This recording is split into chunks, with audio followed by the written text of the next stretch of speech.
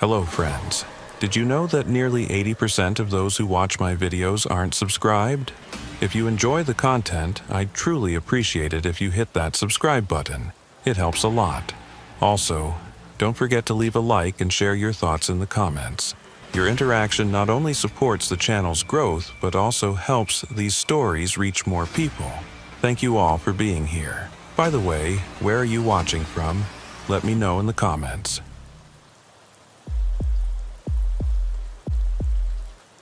The first time I saw Marcus Hale's file cross my desk, I figured we'd have him in custody within 48 hours, maximum. That was 3 weeks ago. 23 days, to be exact. And when it finally ended, if you can even call it an ending, when I sat down to write the report with my hands still shaking and my coffee going cold in front of me, I couldn't find the right words to explain what had happened out there in those woods. I still can't, and I've had months to think about it. My name is Deputy U.S. Marshal David Corman, and I've been with the service for 11 years. 11 years of tracking people who don't want to be found, of standing on the wrong side of locked doors at 3 in the morning, of learning that human beings are capable of both incredible stupidity and terrifying intelligence when their freedom is on the line. I've tracked armed robbers through the Everglades in August heat that made your brain feel like it was melting. I've cornered meth dealers in abandoned grain silos where one spark could have turned us all into pink mist.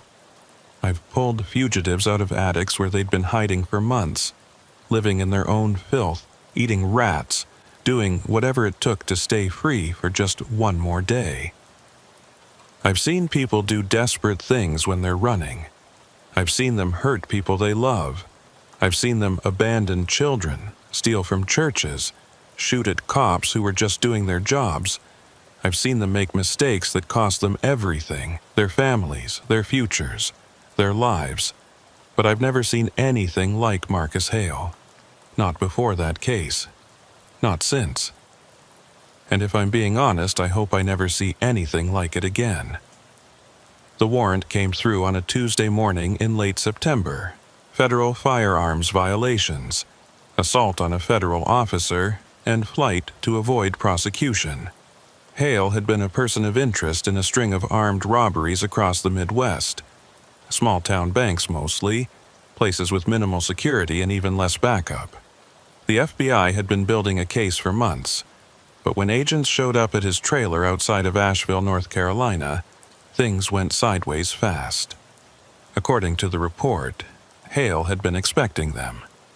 He'd barricaded the front door, fired 3 rounds through the window, and then disappeared into the woods before the tactical team could get into position. No vehicle, no supplies, just gone. That was 2 weeks before the file landed on my desk. The case was assigned to us because Hale crossed state lines. Witnesses reported seeing him in Tennessee, then Kentucky, then North Carolina again. He was constantly on the move and fled whenever local law enforcement approached him. This wasn't luck. It was something else. I teamed up with Deputy Sheriff Lisa Garrett to pursue the man. She had been in this role longer than me, 15 years, and was known for her meticulousness. She was patient. She was the kind of officer who could sit in a car for 12 hours without complaint, watching a door that would never open. We had worked together before, tracking a bail jumper in rural Virginia, and I trusted her instincts. "What's your read on this guy?" she asked me on the drive down to North Carolina. We were heading to Asheville to meet with the local sheriff's department and go over what they had. I flipped through the file again. Marcus Hale, 42 years old. No family, no fixed address for the past 3 years. A string of manual labor jobs, mostly construction, all of them ending abruptly. No social media presence, no phone records. It was like he'd been practicing for this his whole life. "He's careful," I said. "Paranoid, maybe. Knows how to move without leaving a trail." "Think he's got help?" No. I'd thought about that. Every sighting's been solo. He's not reaching out to anyone. He's just running. For 2 weeks straight? I didn't answer. That was the part that didn't make sense. Running for 2 weeks meant sleeping rough, finding food, staying ahead of every agency in 3 states. It meant constant movement, constant vigilance. Most fugitives burn out after a few days. They get tired, they make mistakes, they reach out to someone they shouldn't. But Hale wasn't doing any of that. The Asheville Sheriff's Office was a squat brick building on the edge of town, surrounded by mountains that looked like they went on forever. Sheriff Tom Milliken met us in the lobby. A heavy-set man in his late 50s with the kind of face that had seen too many bad situations. "You're the marshals?" he asked, shaking our hands. His grip was firm but brief. "Come on back. We've got everything set up." He led us to a conference room where a map of the area was spread across the table, marked with red circles and lines. "These are all the confirmed sightings," Milliken said, pointing to the clusters. "Started here, at his trailer. Then we got reports of him heading east into the Pisgah National Forest. That's about 500,000 acres of wilderness, most of it uninhabited." "Any pattern to the sightings?" Garrett asked. "That's the thing," Milliken said, leaning against the table. "There's no pattern. He shows up in one place, then 12 hours later he's spotted 30 miles away on foot. No vehicle, no bike, nothing. Just walking. 30 miles in 12 hours? I said. "That's not possible, not in that terrain." "I know." Milliken's expression didn't change. "But that's what we're seeing. And it's not just the distance, it's the timing. We've had 3 separate reports of him being in 2 different places at the same time." Garrett and I exchanged a glance. "Mistaken identity," she said. "Maybe." Milliken didn't sound convinced. But all 3 witnesses gave the same description. Same height, same build, same torn jacket. And one of them was my deputy, a guy who's been on the force for 20 years. He's not the type to make mistakes. I studied the map. The sightings formed a rough circle around the national forest, like Hale was staying close to the wilderness but occasionally drifting into town for supplies. "What about trail cameras?" I asked. "Hunters use them out there. Anything turn up?" "That's the weird part," Milliken said. He pulled out a folder and spread a series of photographs across the table. "We pulled footage from every camera we could find. Look at these timestamps." The photos were grainy, black and white, the kind of low-quality images you'd expect from cheap motion-activated cameras. But they all showed the same figure, a man in a dark jacket walking through the woods. In some shots he was barely visible, just a blur at the edge of the frame. In others, he was staring directly at the camera. I picked up one of the photos. The timestamp read 3:47 a.m. The next photo, from a different camera 5 miles away, read 4:02 a.m. 15 minutes, Garrett said quietly. 5 miles in 15 minutes. On foot, Milliken added. In the middle of the night, through dense forest. I set the photo down. He could be running. Maybe. Milliken's tone suggested he didn't believe it. But here's the thing. We sent a team out to check the route between those cameras. It's rough terrain. Steep inclines, thick underbrush, a creek that's swollen from the rain. Even at a dead sprint, it would take at least 40 minutes. And that's in daylight, with someone who knows the area. "What are you saying?" Garrett asked. Milliken looked at us both, his expression grim. "I'm saying this guy doesn't sleep. Or, if he does, we haven't caught him doing it. Every sighting, every photo, it's always at night, always moving. We've had officers staking out the trails, watching for him to bed down somewhere, but he never does. He just keeps walking." I felt something cold settle in my stomach. "How long has he been doing this?" 2 weeks, Milliken said, "since he ran from the FBI, and in that time, We haven't found a single campsite, no fire pits, no shelters, nothing. It's like he doesn't need to rest." Garrett was quiet for a moment, staring at the map. "People don't work that way," she said finally. "The human body needs sleep. After 72 hours without it, you start hallucinating. After a week, you can't function. After 2 weeks," she trailed off. "After 2 weeks, you should be dead," Milliken finished. "I know. But Marcus Hale isn't dead. He's out there, right now, and he's still moving." We spent the rest of the afternoon going over every detail. Witness statements, surveillance footage, reports from the tracking dogs that had lost his scent at a creek and never picked it up again. The more I read, the less sense it made. One witness, a hiker, said she'd seen Hale standing on a ridge at dawn, perfectly still, staring at the sunrise. She'd called it in, but by the time officers arrived, he was gone. Another witness, a gas station attendant, said Hale had come in at 2 a.m. to buy bottled water and beef jerky. He'd paid in cash, hadn't said a word, and left. The attendant described his eyes as empty, like he was looking through her instead of at her. "Did she say anything else?" I asked Milliken. He hesitated. "She said he didn't blink. Not once. She noticed because it creeped her out." "Maybe she was tired," Garrett said. "Late shift, you see things." "Maybe." Milliken didn't look convinced.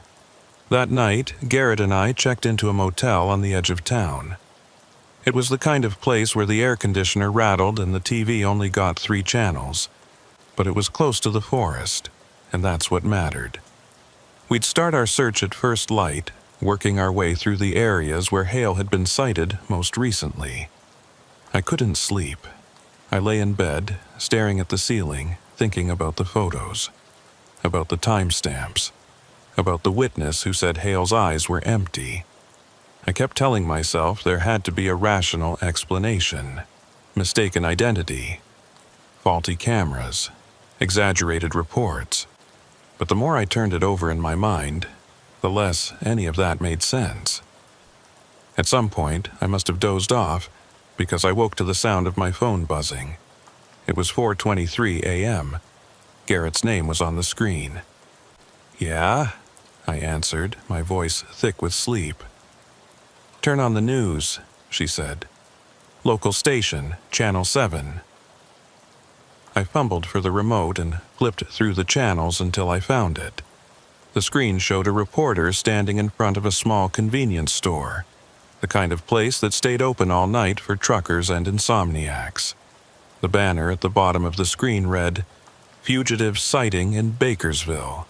Spotted just after midnight," the reporter was saying. "Witnesses say the man matching the description of Marcus Hale entered the store, purchased several items, and left on foot.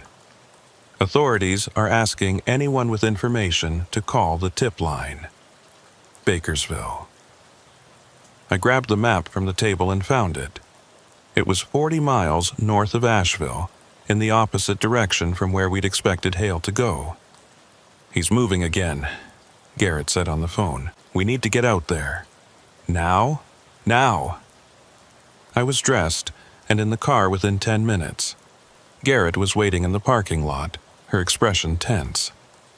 We didn't talk much on the drive.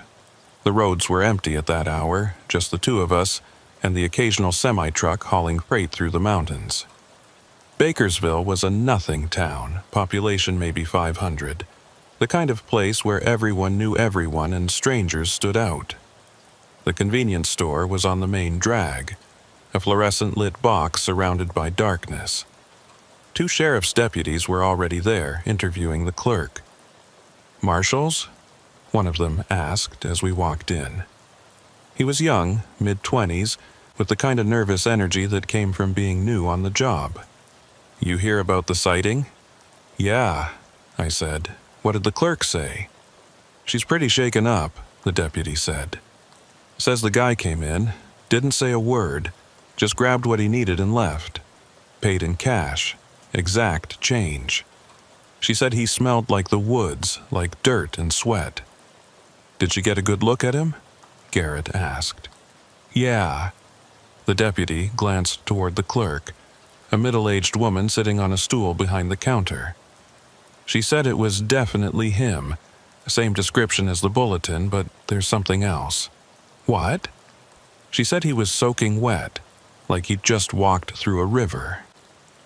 I felt that cold sensation again, settling into my chest. "Was it raining tonight?" "No," the deputy said. "Hasn't rained in 2 days." Garrett and I exchanged a look. "Can we talk to her?" I asked. The clerk's name was Denise. She was in her late 40s with tired eyes and hands that wouldn't stop shaking. She told us the same story the deputy had relayed, but with more detail. Hale had walked in at 12:14 a.m. She remembered the exact time because she'd been watching the clock, waiting for her shift to end. He'd gone straight to the back of the store, grabbed 3 bottles of water and a pack of trail mix, and brought them to the counter without looking at her. "He didn't say anything?" I asked. "Not a word," Denise said. "I tried to make small talk, ask him how his night was going, but he didn't respond, just stared at the counter." "And you said he was wet?" "Soaked," she said. "His jacket, his pants, everything. Water was dripping off him, pooling on the floor. I thought maybe he'd been in an accident or something, but he didn't seem hurt. He just seemed tired, like he'd been walking forever." "Did he say where he was going?" "No." Denise wrapped her arms around herself. "But when he left, I watched him through the window. He didn't go to a car or anything. He just started walking north toward the mountains. And here's the thing." She paused, like she wasn't sure she should say it. "Go on," Garrett said gently. "He didn't walk like a normal person. It was more like he was being pulled, like something was dragging him forward. I know that sounds crazy, but that's what it looked like." I thanked her and stepped outside with Garrett. The night was cold, the kind of cold that seeps into your bones and doesn't let go. "What do you think?" I asked. "I think she's telling the truth," Garrett said. "But I don't know what that means." "He's heading north," I said, looking toward the mountains, deeper into the wilderness, or away from something. I turned to look at her. "What do you mean?" "I don't know," she said quietly. "But people run toward things or away from things, and I don't think Marcus Hale is running toward anything." We spent the rest of the night following his trail. The deputies lent us a thermal scope, and we hiked into the foothills, scanning for any sign of heat signature. The forest was dense, the kind of darkness that swallows sound and light and makes you feel like you're walking through a void. At one point, Garrett stopped. "Do you hear that?" she asked. I listened. At first, there was nothing. Then, faintly, I heard it. Footsteps, steady, rhythmic, moving through the underbrush somewhere ahead of us. We followed the sound for 20 minutes, but we never got closer. It was always just ahead, just out of reach, like we were chasing a ghost.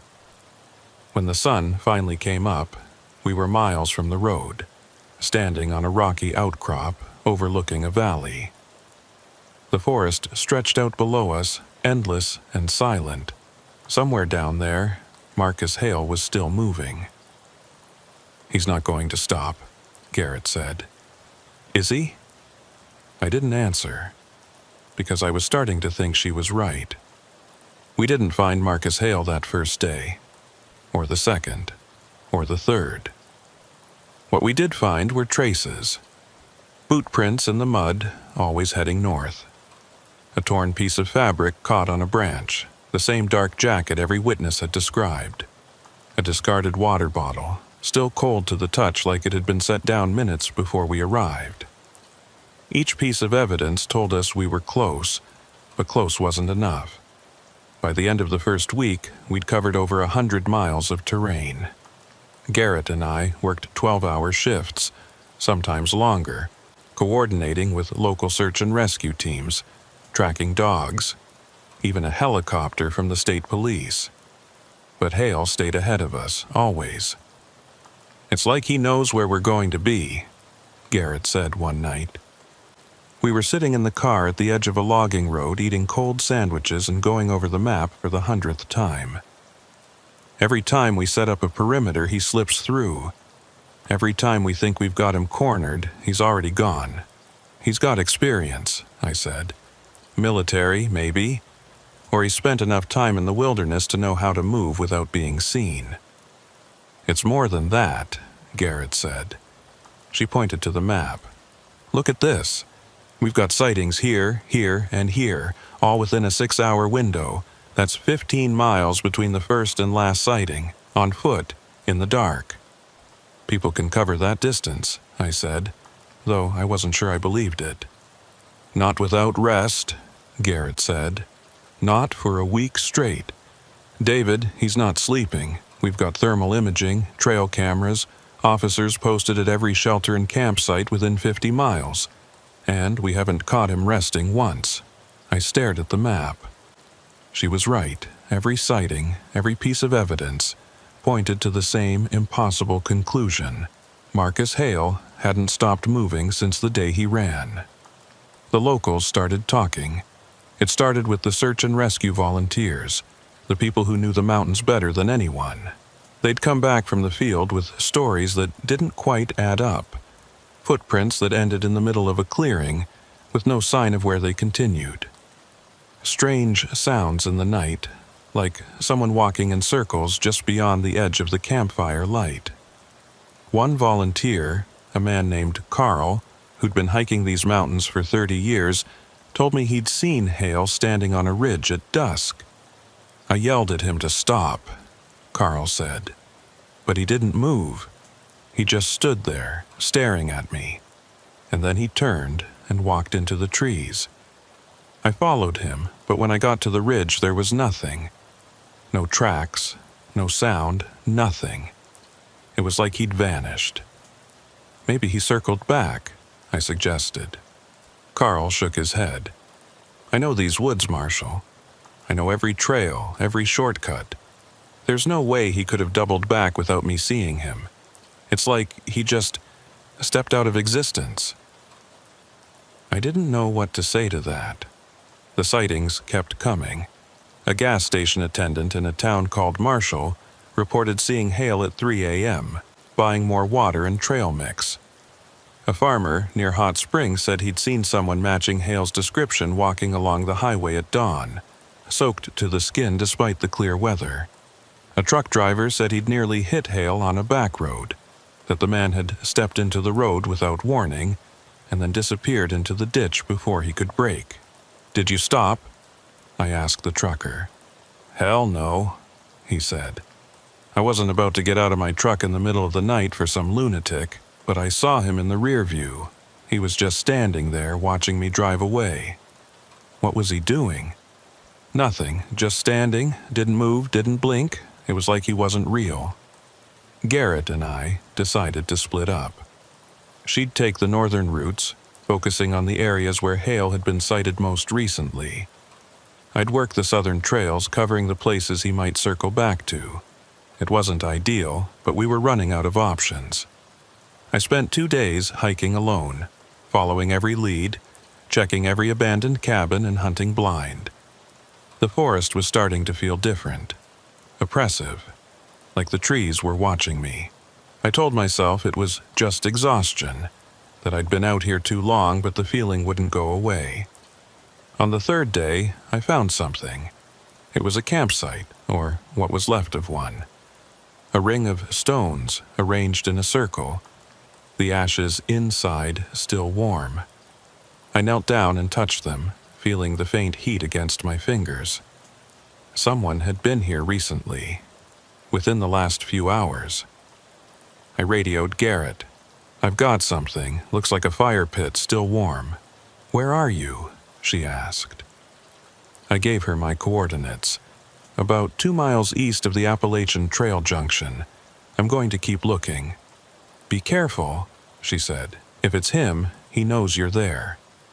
I stood up and scanned the area. The campsite was in a small clearing surrounded by dense trees. There were no footprints, no sign of which direction the person had gone.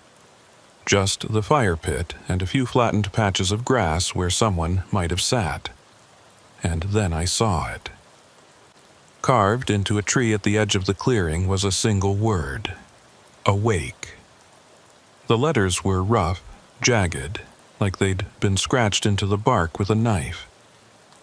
I stared at it for a long moment, trying to make sense of it. Was it a message, a warning, or just the random graffiti of someone passing through? I took a photo and sent it to Garrett. Her response came back almost immediately. "What the hell is that?" "I don't know," I typed back, "but it's fresh." I spent the next hour searching the area, but I didn't find anything else. No footprints, no discarded items, nothing. Just that one word, carved into the tree like a taunt. That night, I drove back to the motel and found Garrett waiting for me in the parking lot. She looked as tired as I felt, her eyes bloodshot, her hair pulled back in a messy ponytail. "Any luck?" she asked. "Maybe," I said, showing her the photo of the carving. "What do you think it means?" She stared at it for a long time. "I think he's trying to tell us something. Or warn us. About what?" I didn't have an answer. We went inside and spread the map across the bed, marking every sighting, every piece of evidence, every strange report. The pattern was becoming clearer. Hale wasn't just running, he was circling. Moving in a rough loop around the national forest, never straying too far from the center, but never staying in one place long enough to be caught. "He's tethered," Garrett said. "To something, like he can't leave." "Or won't," I said. "What's the difference?" I didn't know. The next morning, we got a call from Sheriff Milliken. Another sighting, this time at a rest stop on the highway. A trucker had reported seeing Hale in the parking lot, standing by the dumpsters, just staring at the road. "We sent a unit out there," Milliken said. But by the time they arrived, he was gone. The trucker said he looked wrong, like he was sick or something. Said his skin was gray, and he was swaying on his feet. "How long ago was this?" I asked. 20 minutes. Garrett and I were in the car within 5 minutes. The rest stop was 15 miles away, and we made it in 10, lights flashing, siren wailing. But when we got there, Hale was already gone. The trucker was still there, though, leaning against his rig, smoking a cigarette. His hands were shaking. "You saw him?" I asked. "Yeah," he said. "I saw him, or whatever the hell that was." "What do you mean?" The trucker took a long drag and exhaled slowly. "I've been driving these roads for 20 years, Marshal. I've seen all kinds of things. Drunks, junkies, people at the end of their rope. But that guy, that wasn't normal. Can you describe him? Tall, maybe 6 foot, dark jacket, ripped jeans. But it was his face, man. It was like he wasn't all there. His eyes were open, but he wasn't seeing anything. And his skin, it was this weird gray color, like he'd been dead for days. I thought maybe he was a corpse or something, but then he moved." "What did he do?" "He turned and looked right at me. And I swear to God, Marshal, it felt like he was looking through me, like I wasn't even there, and then he just walked off into the trees. Didn't run, didn't stumble, just walked. Like he had somewhere to be." I thanked the trucker and walked over to the tree line. Garrett was already there, crouched down, examining the ground. "Got tracks," she said. "Fresh, heading northwest." We followed them for half a mile before they disappeared at a creek. The dogs lost the scent again, just like before. It was like Hale had vanished into thin air. "How is he doing this?" Garrett asked, frustration creeping into her voice. "I don't know," I said, "but we're going to find out." That night, I couldn't sleep again.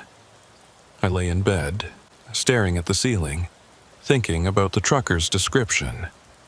Gray skin, empty eyes, like he'd been dead for days.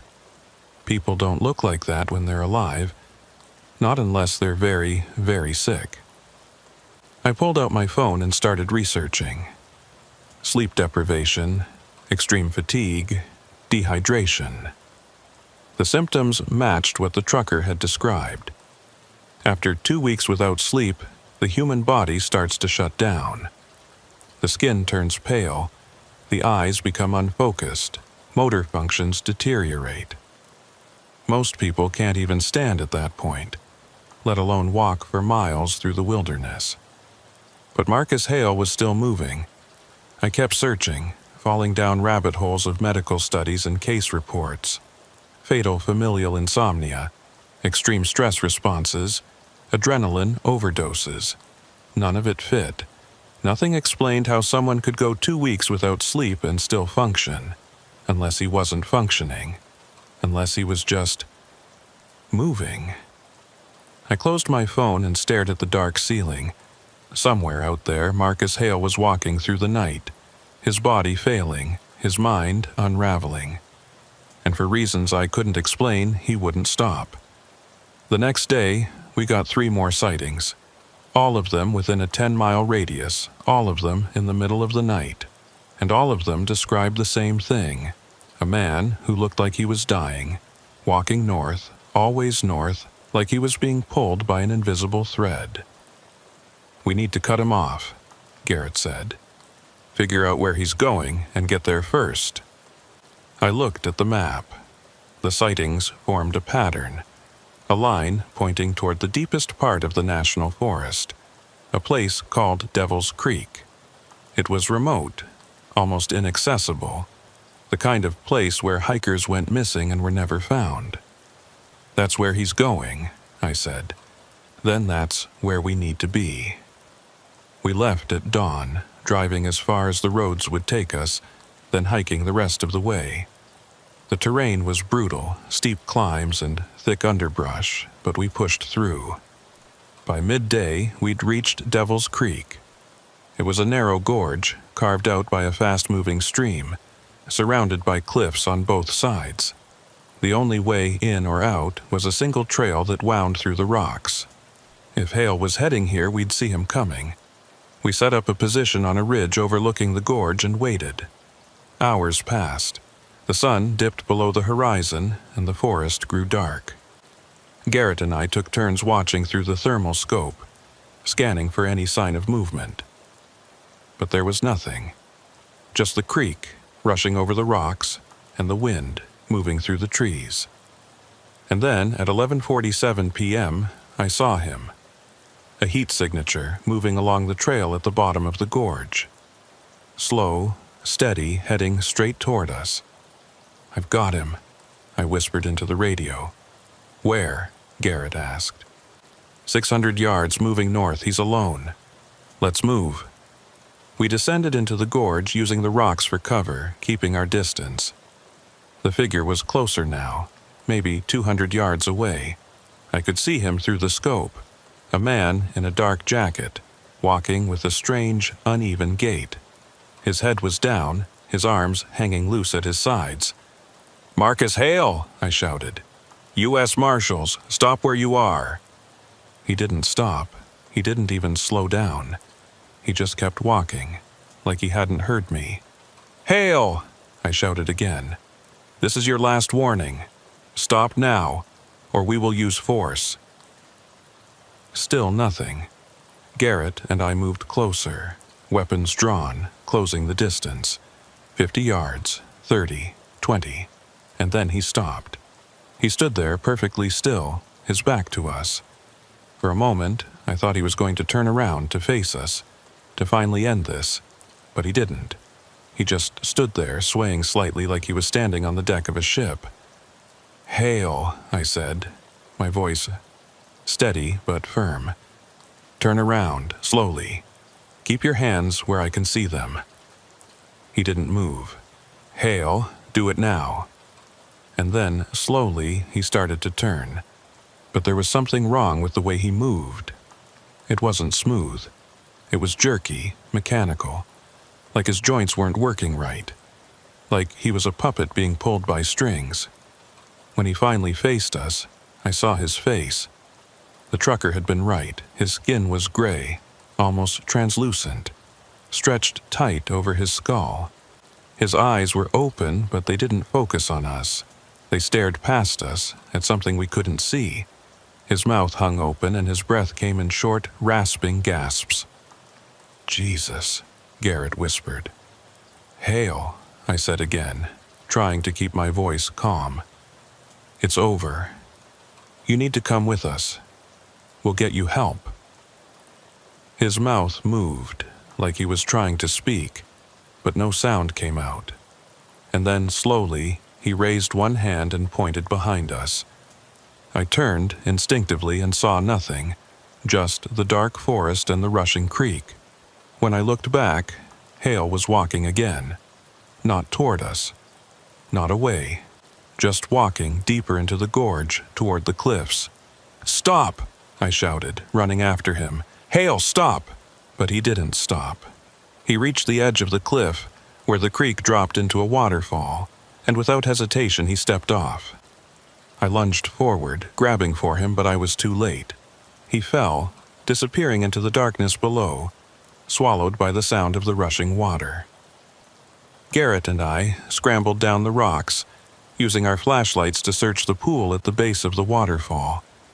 The water was dark, churning, impossible to see through. We called for backup, for divers, for anyone who could help, but deep down I knew it was over. Marcus Hale was gone. The dive team arrived at dawn. They brought lights, ropes, and equipment designed to search fast-moving water in treacherous conditions. Garrett and I watched from the bank as they suited up, their faces grim and focused. This wasn't the first body recovery they'd done in Devil's Creek, and it wouldn't be the last. The gorge had a reputation. People fell. People drowned. The creek didn't give them back easily. "You sure he went in here?" the lead diver asked me. His name was Rodriguez, a compact man in his 40s with the kind of weathered face that came from spending too much time in cold water. "Positive," I said. "I saw him step off the cliff. Right there." I pointed to the spot where Hale had disappeared, maybe 30 feet above the waterfall. Rodriguez looked up, calculating the angle, the depth, the current. If he went in there, the water would have taken him downstream. Maybe a quarter mile, maybe more. Depends on how deep he sank. How long will it take? Could be hours, he said. Could be days. The bottom's full of rocks and debris. If he got caught on something, we might not find him at all. Garrett and I exchanged a look. "We need to find him," she said. "We'll do our best," Rodriguez said, pulling on his mask. "But no promises." The search began. The divers worked in pairs, descending into the pool, their lights cutting through the murky water like knives. Garrett and I waited on the bank, watching the surface, waiting for them to surface. Minutes stretched into hours. The sun climbed higher, burning off the morning mist, but the air stayed cold. I kept replaying the moment in my mind. The way Hale had looked at us, the way he'd pointed behind us, the way he'd walked off the cliff like it was the most natural thing in the world. "He didn't even try to catch himself," Garrett said quietly. She was sitting on a rock, her arms wrapped around her knees. "He just stepped off." "I know. Why would he do that? I don't know." But I had theories, none of them good. At 10:30 a.m., one of the divers surfaced, pulling off his mask and waving to Rodriguez. "We've got something," he called. Garrett and I moved closer to the edge as the divers hauled something out of the water. It was a body, gray, bloated, tangled in weeds. They laid it on the rocks, and Rodriguez knelt down, checking for signs of life even though we all knew there wouldn't be any. "Is it him?" I asked. Rodriguez turned the body over, and I got a look at the face. It was Hale, or what was left of him. His skin was pale, almost white, his eyes open and clouded. There were cuts on his face and hands, probably from the rocks, but otherwise he looked almost peaceful, like he'd finally stopped running. "Yeah," I said, "that's him." The coroner arrived an hour later, a thin woman in her 50s named Paulson, who'd seen more dead bodies in this county than anyone else. She knelt down next to Hale, examining him with the kind of detached professionalism that came from years of practice.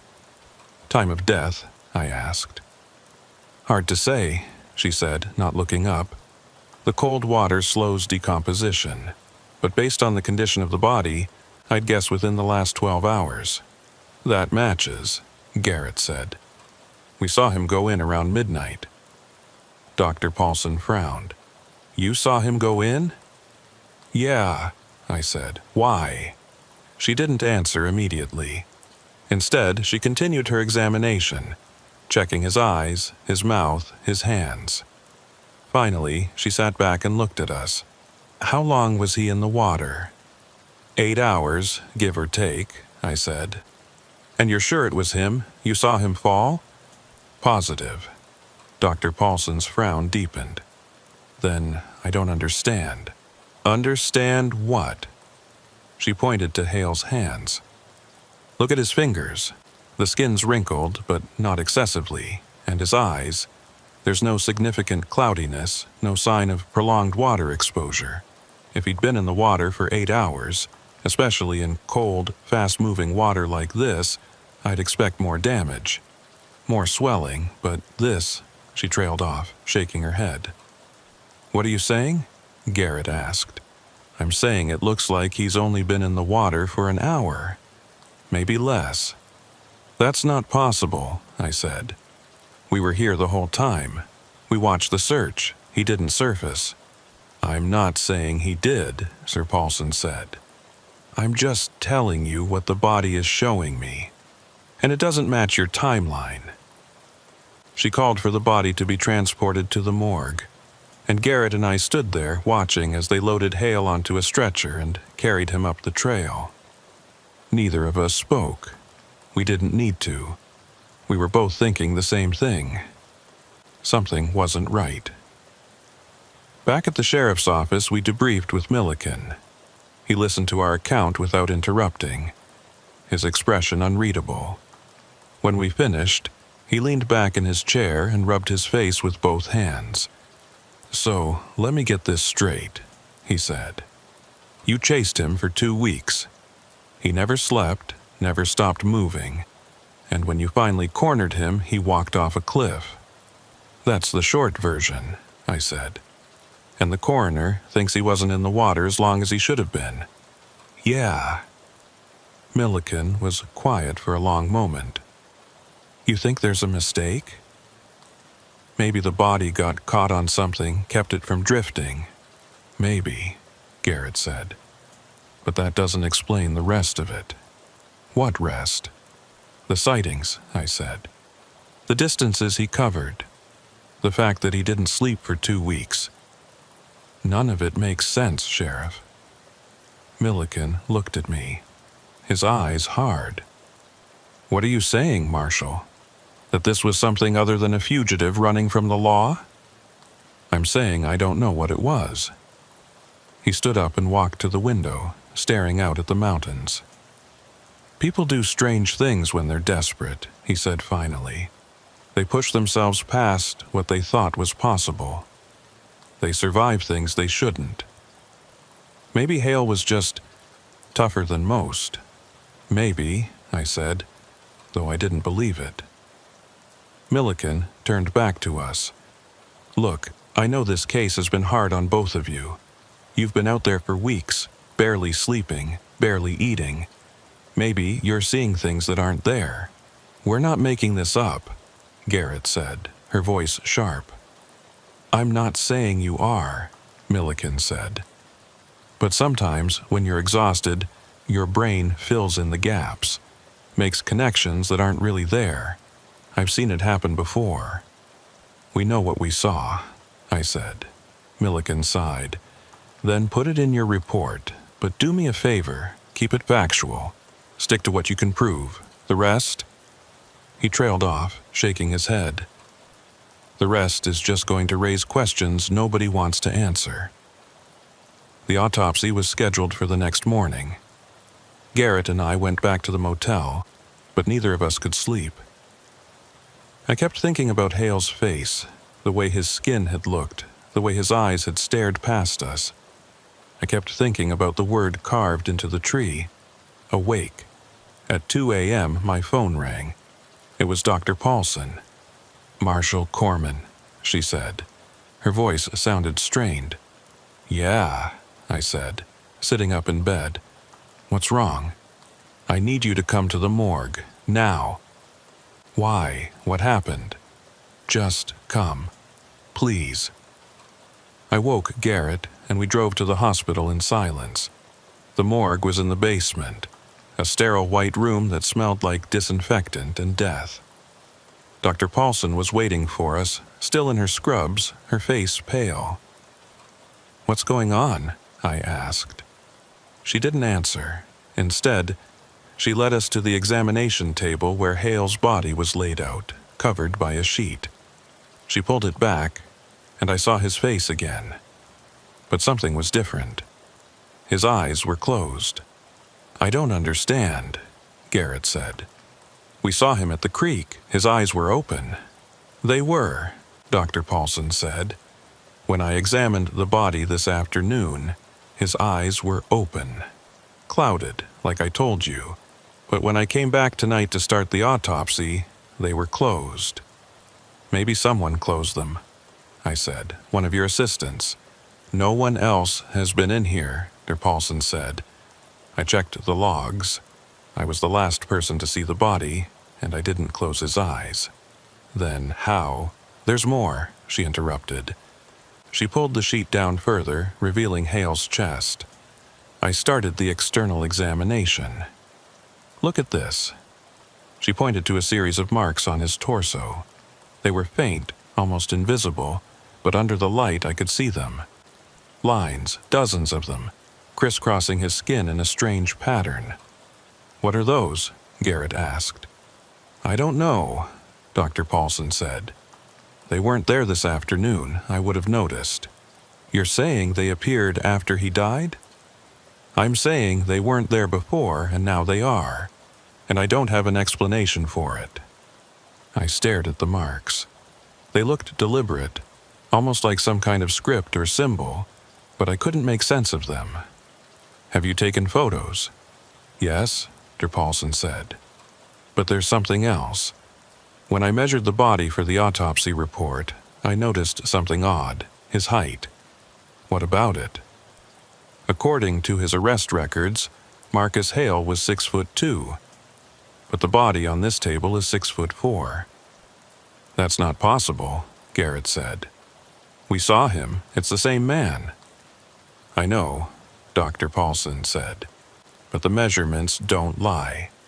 Either your records are wrong, or something happened to the body. Bodies don't grow after death, I said. No, Dr. Paulson agreed. They don't. We stood there in silence, staring at the body.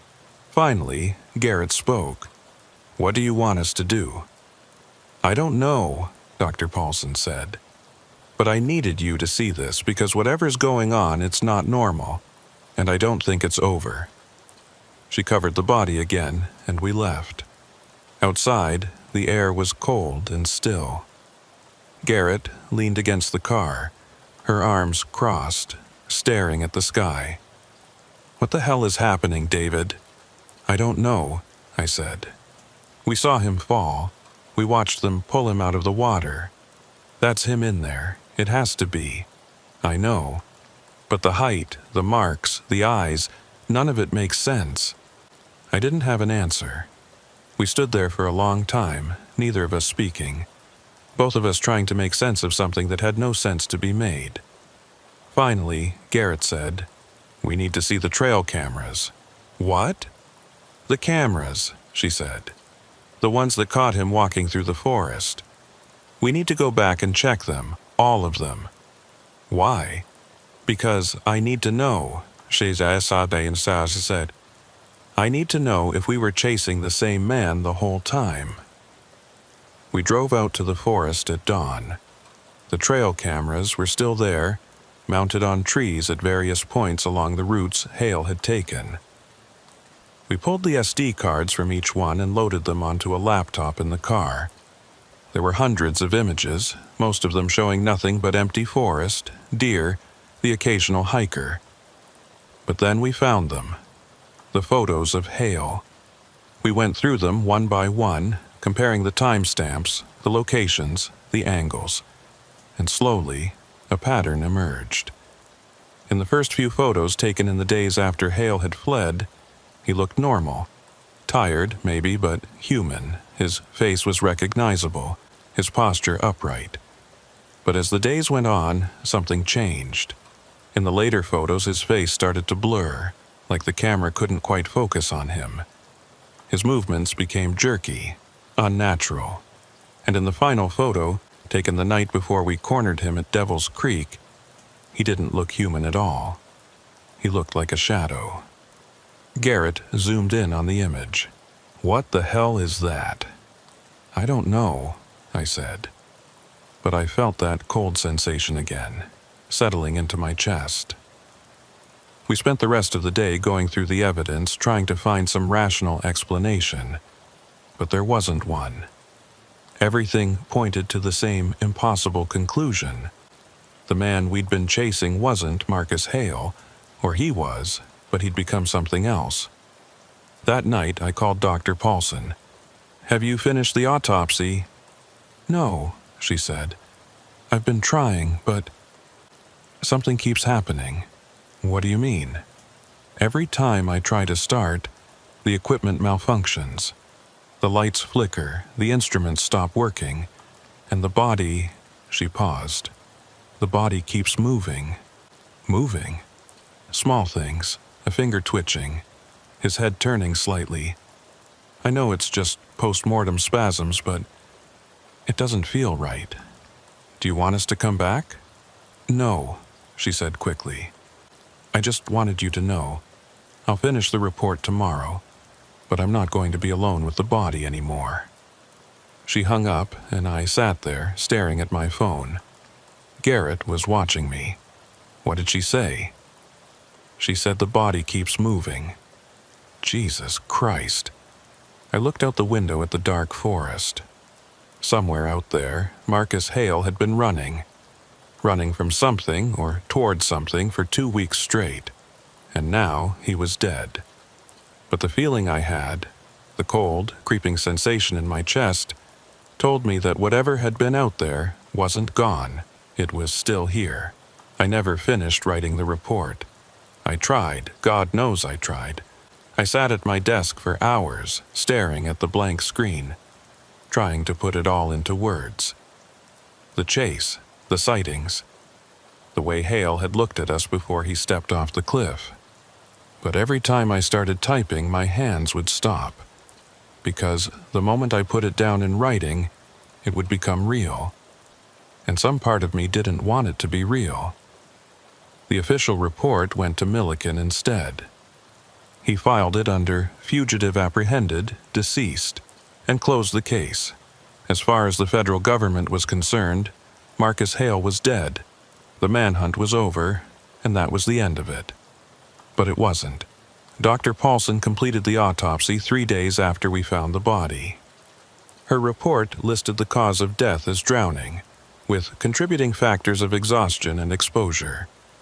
She noted the unusual markings on the torso but attributed them to post-mortem changes caused by the water. She didn't mention the height discrepancy. She didn't mention the eyes. And when I called her to ask why, she said, "Because no one would believe it, and I need to keep my job." I understood. I didn't blame her. Garrett and I were reassigned to different cases almost immediately. The service wanted us back in rotation, back to normal work, tracking bail jumpers and serving warrants like we'd always done. But normal felt like a lie now. Every case felt small, trivial, because none of them were like Hale. We stayed in touch, Garrett and I. We'd call each other late at night when the cases were quiet and the offices were empty, and we'd talk about what we'd seen. We never said it out loud, but we both knew. We'd chased something we didn't understand, and it had gotten away. 2 months after Hale's death, I got a call from a ranger in the Pisgah National Forest. He said hikers had been reporting strange sightings in the Devil's Creek area. A man in a dark jacket, walking alone at night, always heading north. The descriptions matched Hale's. "You want me to check it out?" the ranger asked. "No," I said. "Leave it alone." "You sure?" "Positive." He hung up, and I never heard about it again. But I started seeing the reports. They came in sporadically every few weeks from different parts of the forest. A man walking at night. Gray skin, empty eyes, always moving north. Some reports were from hikers, some were from locals. One was from a state trooper who'd tried to pull the man over for walking on the highway. The trooper said the man had looked at him, turned, and walked into the trees. When the trooper followed, the man was gone. I didn't follow up on any of them. I didn't want to know. Garrett called me 6 months after the case closed. It was late, past midnight, and I was half asleep when I answered. "David," she said. Her voice was tight, strained. "What's wrong?" "I saw him." I sat up. "What?" "I saw him, Marcus Hale. I was driving through North Carolina, passing through the mountains, and I saw him. He was standing on the side of the road, just standing there, staring at the cars. Garrett, Hale's dead. We pulled his body out of the creek." "I know what we did," she said. "But I saw him. It was him, David. Same jacket, same build, same face. He looked right at me when I drove past. And I swear to God, he smiled. Maybe it was someone who looked like him. No." Her voice was firm. "It was him." I didn't know what to say. Part of me wanted to tell her she was wrong, that she was seeing things, that the case had gotten into her head and wouldn't let go. But another part of me, the part that had been there in the gorge, that had seen Hale step off the cliff, believed her. "What do you want to do?" I asked finally. "I don't know," she said. "But I needed to tell someone. I needed to know I wasn't crazy." "You're not crazy. Then what's happening?" "I don't know." She hung up, and I lay there in the dark, staring at the ceiling, thinking about Marcus Hale. About the way he'd walked through the forest for 2 weeks without stopping. About the way he'd pointed behind us before he fell. About the word carved into the tree, awake. I fell asleep eventually, but I dreamed about him. In the dream, I was back in the gorge, standing at the edge of the cliff, watching Hale fall. But when he hit the water, he didn't sink. He floated. And then he stood up, water streaming off his body, and he started walking again. North. Always north. I woke up in a cold sweat. The next morning, I called Milliken. "Sheriff," I said, "I need to ask you something." "Go ahead, Marshal." "The sightings in the forest, the man in the dark jacket, have they stopped?" There was a long pause. "No," he said finally. "They haven't. How many reports have you gotten?" 12 in the last month, maybe more. I stopped counting." "And you're not investigating?" "What's there to investigate?" Milliken asked. "A man walking in the woods? That's not a crime, Marshal. And even if it was, we'd never find him. You know that. But the descriptions, I know what the descriptions say. Milliken interrupted. "But Marcus Hale is dead. We have a body. We have a death certificate. As far as the law is concerned, the case is closed. But let it go, Marshal," he said, his voice firm. "Whatever you think you saw out there, whatever you think is happening, it's not your problem anymore. You did your job. You brought him in. That's all that matters." He hung up before I could respond. I sat there, phone in hand, staring at the wall. He was right, of course. The case was closed. Hale was dead. I'd moved on to other cases, other fugitives, other problems. But the feeling wouldn't go away. The cold, creeping sensation that something was still out there. Still moving, still awake. I pulled up the map of the National Forest on my computer and marked every sighting that had been reported since Hale's death. They formed a pattern. A rough circle centered on Devil's Creek, spreading outward slowly, like ripples in water. He wasn't just walking. He was expanding, covering more ground, like he was searching for something, or someone. I closed the map and leaned back in my chair. There was no way to explain it. No rational explanation for how a dead man could still be walking through the forest. No logical reason for why his body had changed in the morgue. No answer for the marks on his skin, or the discrepancy in his height, or the way his eyes had closed on their own. But I knew what I'd seen. And I knew what Garrett had seen. And I knew that somewhere out there, in the dark corners of the Pisgah National Forest, Marcus Hale was still moving.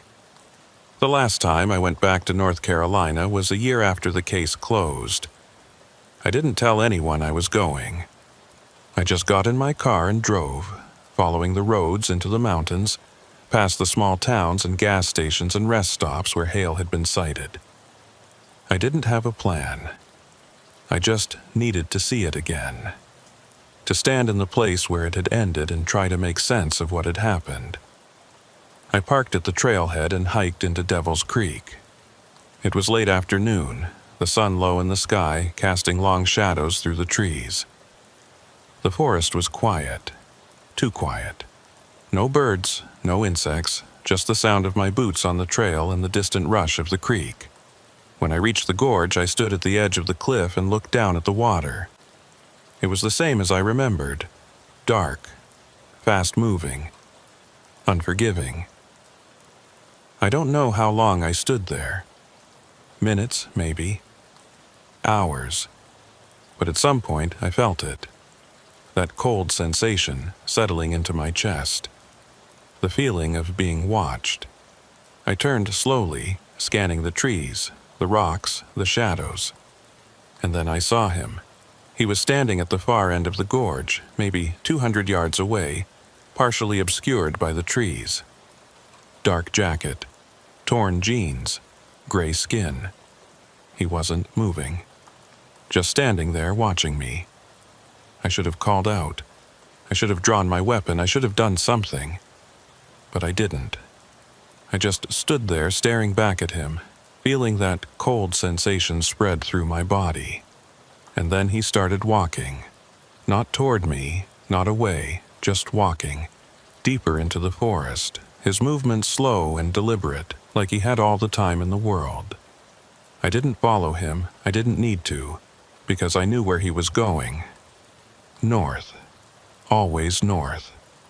Moving through the darkness, never stopping, never sleeping, never resting, always awake.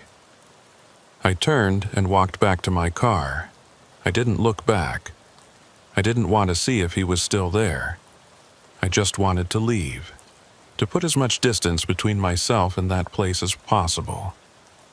When I got home, I pulled out the file on Marcus Hale and locked it in a drawer. I told myself I'd never open it again, that I'd let it go, move on, forget about the man who'd run for 2 weeks without stopping. But I couldn't forget. Because every time I close my eyes, I see him, standing at the edge of the gorge, staring at me with those empty, gray eyes, pointing behind me at something I couldn't see. And I know, somewhere deep in the back of my mind, that he's still out there. Still walking. Still searching. And someday, maybe not today, maybe not tomorrow, but someday, he's going to find what he's looking for. I just hope I'm not there when he does. The reports still come in. Every few months, someone sees him.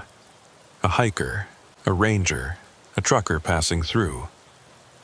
They all describe the same thing. A man in a dark jacket, walking alone at night, heading north. Gray skin, empty eyes, never stopping. And every time I hear about it, I feel that cold sensation again. Because I know it's him. I know it's Marcus Hale. Or whatever Marcus Hale became. I've tried to explain it to people, to Garrett, to Milliken, to anyone who'll listen. But nobody wants to hear it. They say I'm reading too much into it. That I'm seeing patterns where there aren't any. That the case got into my head and won't let go. Maybe they're right. But I don't think so. Because last week I got a call from a ranger in Tennessee. He said a man matching Hale's description had been spotted walking along the Appalachian Trail. Gray skin, empty eyes, moving north. The ranger asked if I wanted him to investigate. I told him no, because I know now that you can't catch Marcus Hale. You can't stop him. You can't even slow him down. He's not running from something anymore. He's not running toward something. He's just running. Forever. Through the darkness. Through the cold. Through the forests and the mountains and the places where people don't go. And he's never going to stop. I still have nightmares about that night at Devil's Creek. About the way he looked at us. About the way he stepped off the cliff without hesitation. About the way his body disappeared into the water and then came back wrong. Sometimes in those nightmares, I'm the one standing at the edge of the cliff. And when I look down, I see him at the bottom of the gorge, standing in the water, staring up at me. His eyes are open, but they're empty, and he's smiling. And then he starts to climb. I wake up before he reaches me. But the feeling stays. The cold, creeping sensation that he's out there. Getting closer. One step at a time. I don't sleep much anymore, and when I do, I make sure all the doors are locked, all the windows closed, all the lights off, because I don't want to see him standing outside, staring in, waiting. I don't know what Marcus Hale was running from. I don't know what he became. And I don't know why he's still out there, walking through the darkness, never stopping, never resting. But I know this.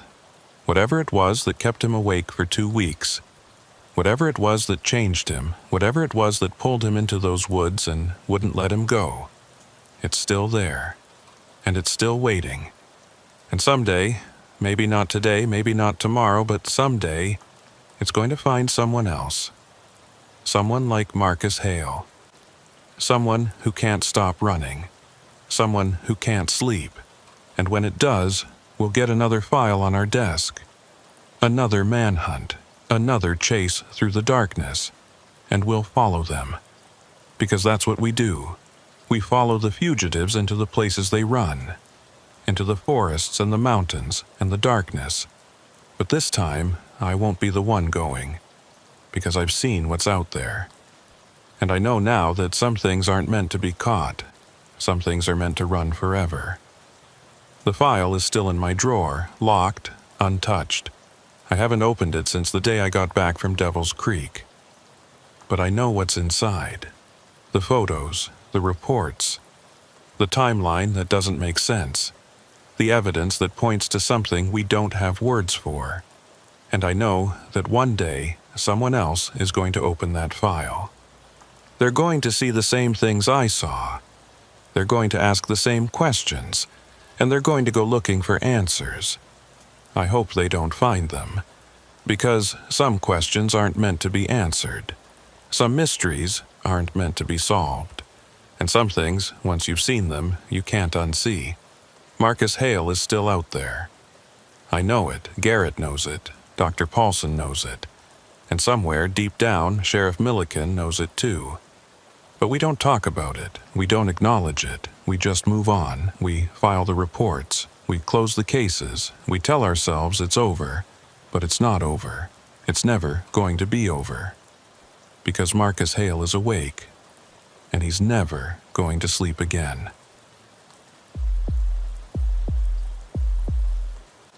The house at 1847 Hickory Lane shouldn't have been difficult to find. It was right there on the county property maps, on Google Street View, on every GPS system we checked. A single-story ranch house with beige vinyl siding and a detached garage, sitting on 3/4 of an acre in rural Kentucky, about 40 minutes outside of Louisville. The kind of house you'd drive past 1,000 times without noticing. But there was one thing missing from every database, every real estate listing, every property record we could find. Interior photographs. Not a single one. And that should have been the first warning sign. My name is Deputy U.S. Marshal Jennifer Reeves, and I've been with the service for 9 years. I've served warrants on crack houses where the floorboards were rotting through, on mansions with panic rooms and hidden vaults, on everything in between. I've walked into places where I knew, absolutely knew, that someone was hiding and waiting for us to make a mistake. I've learned to read a space, to feel when something's wrong, to trust my instincts even when they don't make logical sense.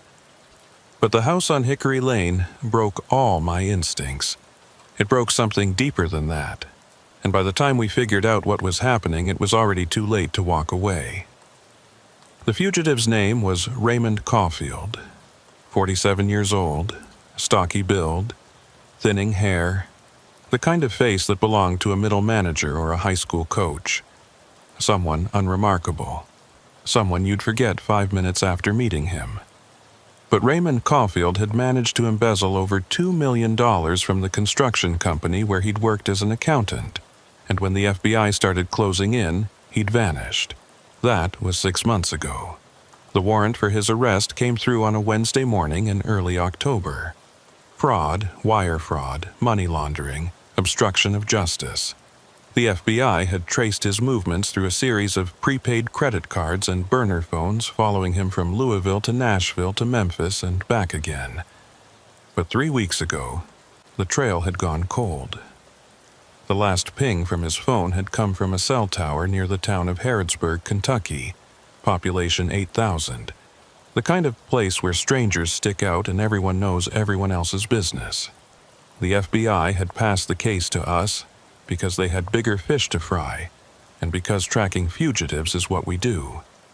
My partner, Deputy Marshal Thomas Vega, and I drove down to Harrodsburg on a Thursday afternoon, the air crisp and cold, the leaves on the trees burning in shades of orange and red. It should have been beautiful, it should have been routine. Vega had been with the service for 15 years, longer than me, with the kind of steady temperament that made him good at this job. He didn't get rattled easily, he didn't jump to conclusions. He worked methodically, checking every lead, following every thread, until the case was closed and the fugitive was in custody. We'd worked together for 3 years and I trusted him completely. "What do we know about the house?" Vega asked, as we drove through the countryside, past farms and churches, and gas stations that looked like they hadn't changed since the 1970s. I flipped through the file. Property records show it's been owned by the same family since 1968. The Bishops.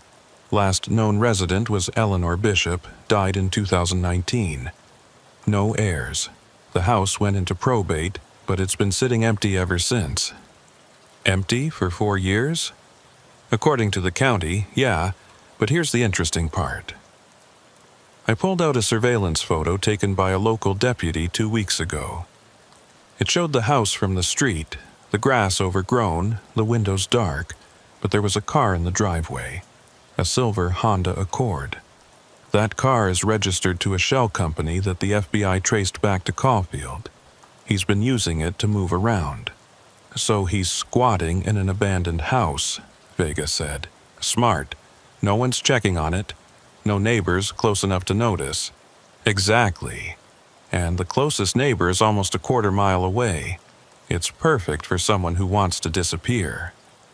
We met with the local sheriff, a man named Dale Hutchins, at his office in downtown Harrodsburg. He was in his early 60s with white hair and a gut that spoke of too many years behind a desk. But his eyes were sharp, and when we showed him the surveillance photo, he nodded immediately. "Yeah, I know the place," Hutchins said. "The Bishop House.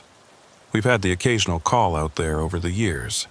Teenagers breaking in, that kind of thing. But it's been quiet lately." "What can you tell us about the family?" I asked.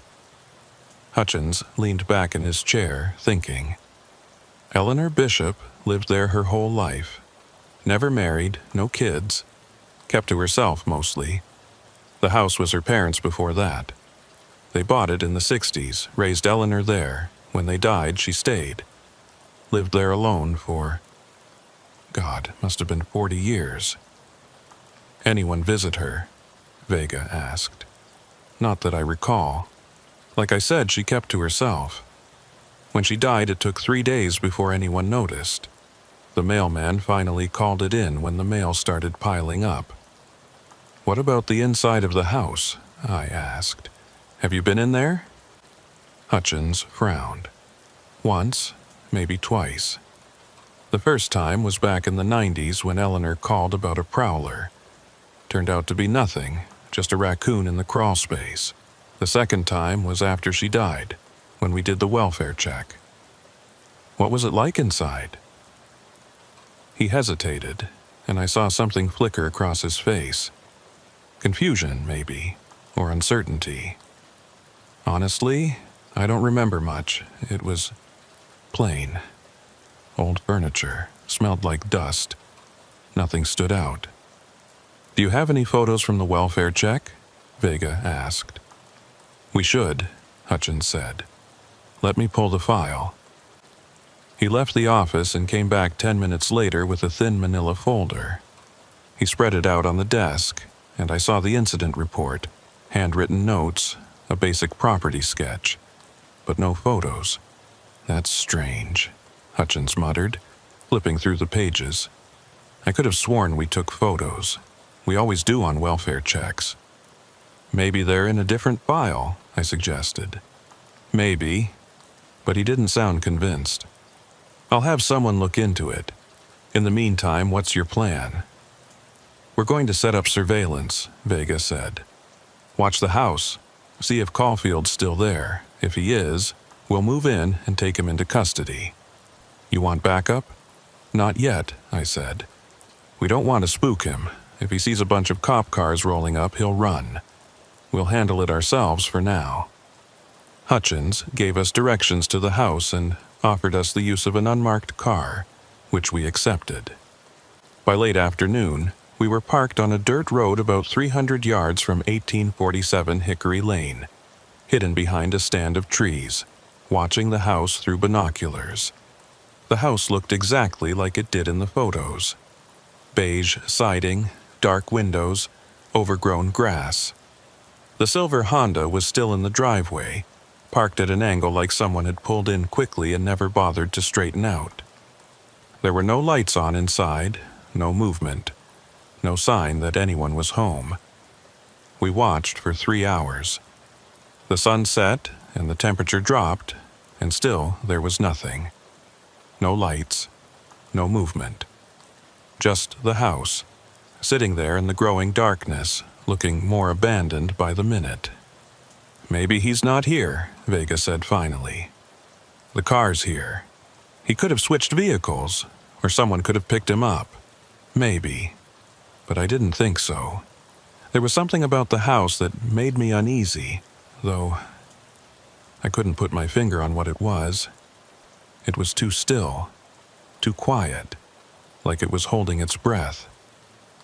At 9:47 p.m., a light came on in one of the back rooms. I grabbed the binoculars and focused on the window. The light was faint, flickering, like candlelight. I could see movement inside, a shadow passing across the wall. Someone was definitely in there. "That's him," Vega said. "Has to be." "We need to move now," I said, "before he realizes we're here." We called Hutchins and told him we were going in.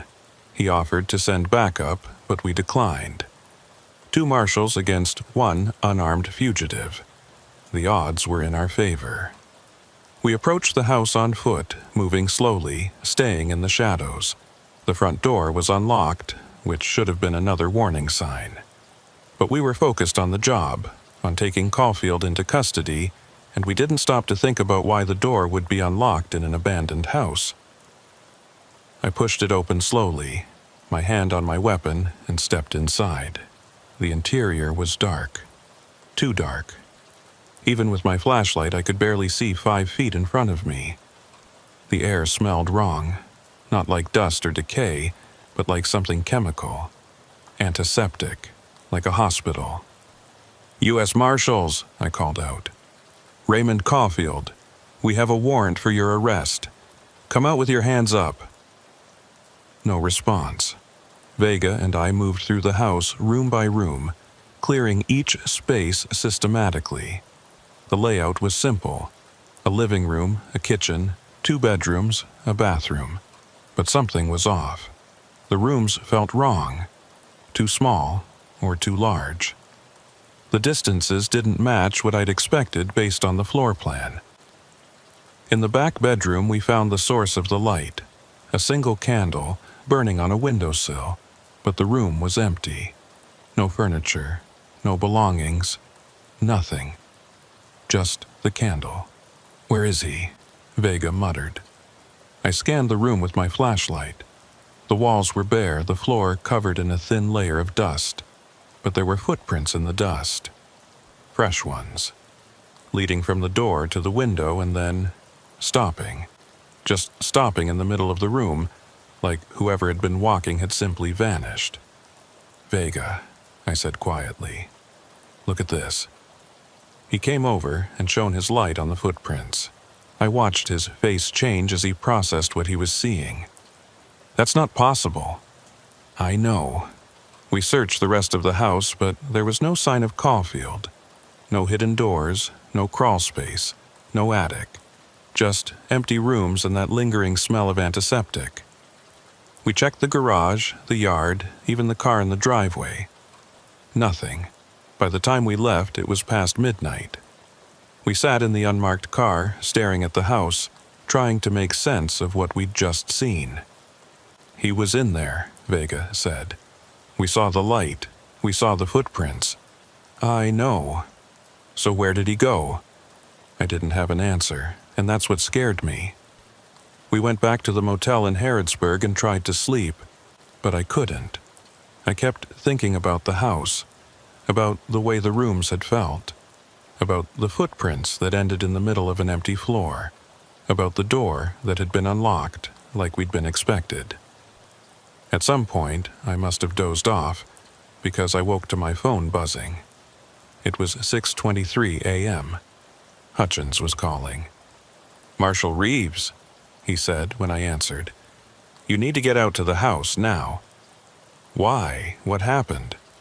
"Someone called it in, said they saw lights on inside again, and..." He paused. "And the caller said they saw someone standing in the window, watching the street." We were at the house within 20 minutes.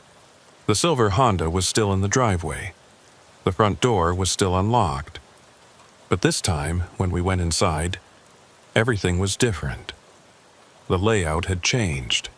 I'm not talking about furniture being moved. I'm talking about the rooms themselves being in different places. The kitchen, which had been on the left side of the house the night before, was now on the right. The back bedroom, where we'd found the candle, was now at the front. The bathroom, which had been down a short hallway, was now off the living room. Vega and I stood in the middle of the living room, turning slowly, trying to understand what we were seeing. "This isn't the same house," Vega said. "It has to be," I said. "We're at the same address." Same car outside. Then how? I don't know. We searched the house again, more carefully this time, taking measurements, taking photos, documenting everything. But the more we looked, the less sense it made. The dimensions were wrong. The windows were in different places. Even the walls felt different. Thicker in some places, thinner in others. And we still couldn't find Raymond Caulfield. By mid-morning, we'd called in reinforcements, 2 more deputy marshals, a K-9 unit, and a team from the FBI. We set up a perimeter around the house and searched every inch of the property. The dog hit on something in the garage, Caulfield's scent probably, but there was no sign of where he'd gone. "He's playing with us," one of the FBI agents said. "He knows we're here, and he's messing with our heads." "How?" I asked. "How do you change the layout of a house overnight?" The agent didn't have an answer. We searched the house 3 more times that day. Each time the layout was different. Not drastically, just enough to make us doubt ourselves. A door that had been on the left was now on the right. A window that had faced the backyard now faced the side. Small changes, impossible changes. By evening, I was starting to question my own memory. Had the kitchen always been on the right? Had the bedroom always been at the front? I couldn't be sure anymore. And that terrified me more than anything else.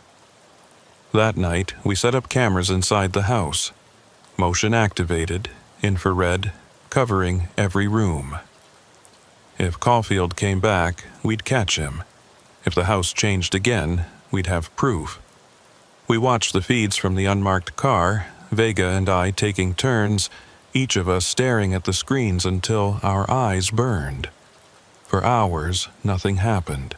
The house sat there, dark and still, the rooms empty. And then, at 2:34 a.m., every camera went dark at the same time. We were inside within 90 seconds. The cameras were still there, still recording, but the footage showed nothing but static. And the house had changed again. This time, there were more rooms that hadn't been there before. A narrow hallway leading to a door we'd never seen. A closet that opened into what looked like another bedroom. The house was growing. "We need to leave," Vega said. His voice was tight, controlled, but I could hear the fear underneath. "Right now." "We can't leave without Caulfield." "He's not here, Jen. He was never here. This is something else." "What are you saying?" "I'm saying this house isn't right, and we need to get out before—" He stopped. We both heard it at the same time. Footsteps, slow, deliberate, coming from somewhere deeper in the house, from one of the new rooms. I drew my weapon. "Raymond Caulfield, U.S. Marshals, show yourself." The footsteps stopped. And then, from somewhere in the darkness, I heard a voice. It was faint, barely audible, but it was there. "You're in the wrong house." We stood, frozen, in the dark living room, our flashlights cutting narrow beams through the blackness, both of us listening to the silence that had swallowed the voice. The words echoed in my head. "You're in the wrong house." But that didn't make sense. We were at 1847 Hickory Lane. The address matched. The car outside matched. Everything matched except the house itself. "Did you hear that?" I whispered to Vega. "Yeah." His voice was steady, but his hand was tight on his weapon. "Where did it come from?" I swept my flashlight across the room, but the beam seemed weaker than it should have been, like the darkness was absorbing the light. Sounded like it came from the back, one of those new rooms that shouldn't exist. I know. We moved forward slowly, clearing corners, checking doorways, following proper procedure even though every instinct I had was screaming at me to leave. The hallway stretched ahead of us, longer than it should have been. I counted my steps. 15, 20, 25. The hallway in this house shouldn't have been more than 10 feet long, but we were still walking, still moving forward, and the walls on either side seemed to be closing in. "Vega," I said quietly, "how long is this hallway?" "Too long." We reached the door at the end. It was new, not just new to us, but actually new. The wood was fresh, the paint still tacky to the touch. I put my hand on the knob and looked back at Vega. He nodded. I pushed it open. The room beyond was empty. 4 walls, no windows, no furniture, nothing. Just bare drywall and a concrete floor. But the smell hit me immediately. That same antiseptic odor we'd noticed the first time we entered the house, but stronger now. Overwhelming. Like someone had dumped a gallon of bleach in the middle of the floor. In the center of the room was a single object, a folding chair. Metal frame, vinyl seat, the kind you'd find in a church basement or a community center. Someone had been sitting there, recently. The seat was still warm. "Caulfield?" I called out. "If you're here, you need to show yourself. We're not leaving without you." No response. Vega walked around the perimeter of the room, checking the walls, tapping them with his knuckles. "Solid," he muttered. "No hidden panels, no doors, just a room. A room that wasn't here 12 hours ago. Yeah." I photographed the chair, the room, everything. I needed documentation, proof that we weren't losing our minds. But even as I took the photos, I felt that creeping sense of unreality, like I was documenting a dream. We backed out of the room and continued searching the house. Each room we entered felt slightly different from the last time we'd seen it. Not dramatically, just small changes. A light switch on the wrong wall, a window frame a few inches higher, a doorway that opened in instead of out. The kind of things you might not notice if you weren't paying attention. But once you saw them, you couldn't unsee them. In what had been the master bedroom, or what we thought had been the master bedroom, we found more evidence of occupation. A sleeping bag spread out on the floor, empty food wrappers, a battery-powered lantern. Someone had been living here.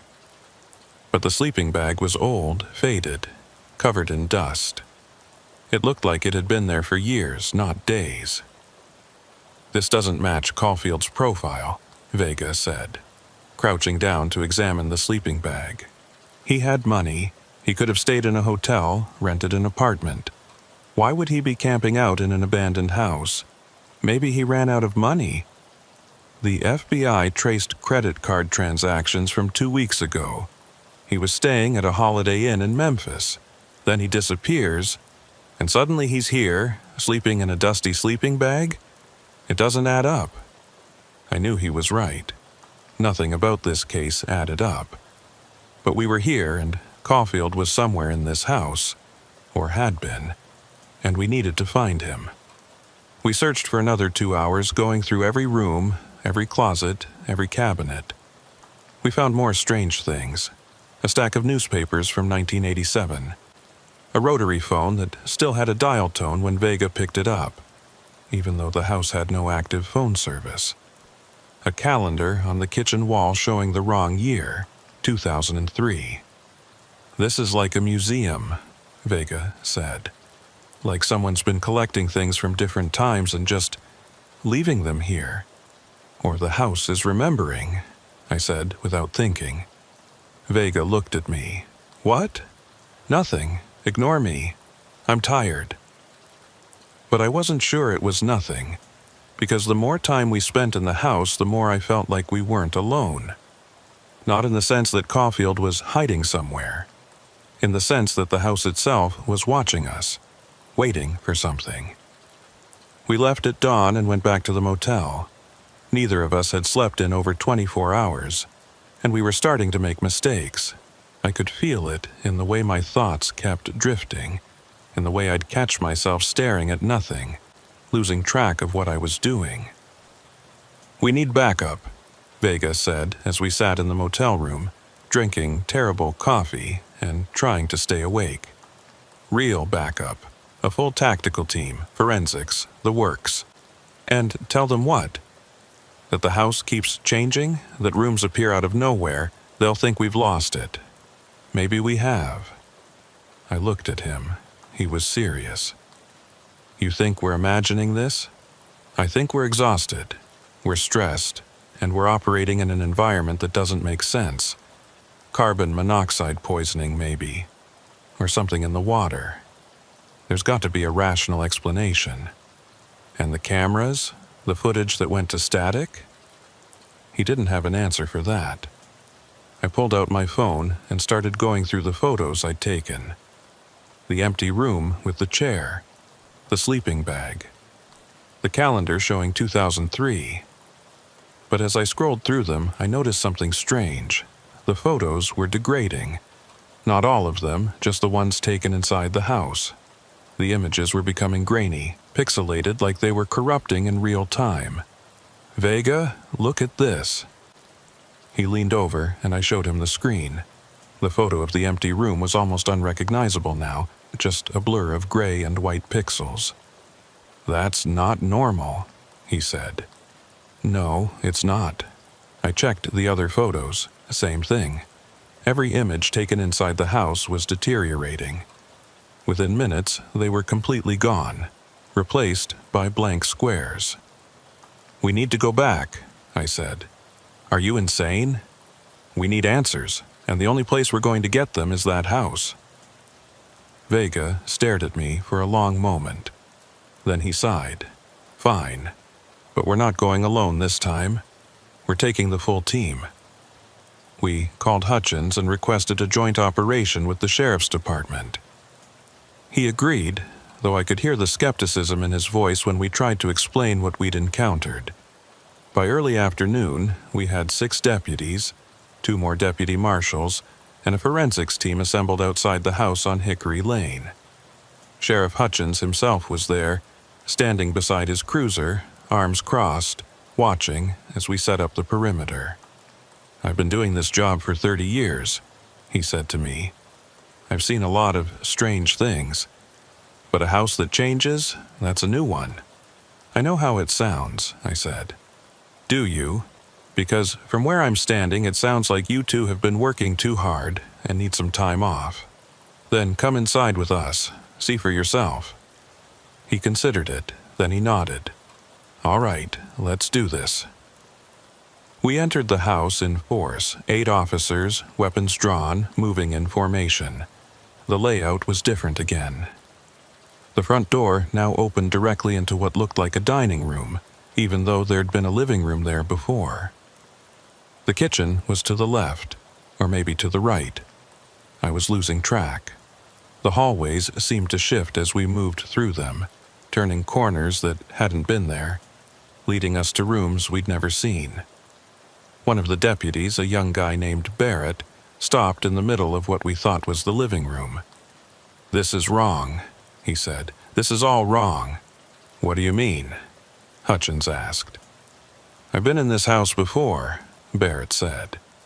3 years ago, when Mrs. Bishop was still alive. We had a call about a suspicious person on the property. I came inside to check on her. And this isn't the same house. You're sure? Positive. The living room was bigger.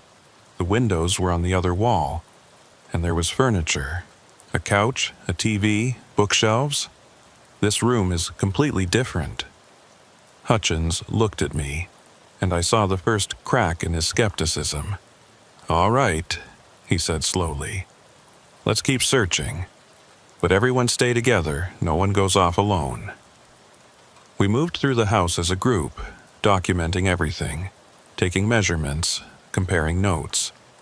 The more we searched, the more discrepancies we found. Doors that led to nowhere. Windows that showed different views depending on which side of the room you looked from. A staircase that descended into what should have been the crawl space, but instead opened into another bedroom. In one of the back rooms, we found writing on the wall, carved into the drywall with something sharp.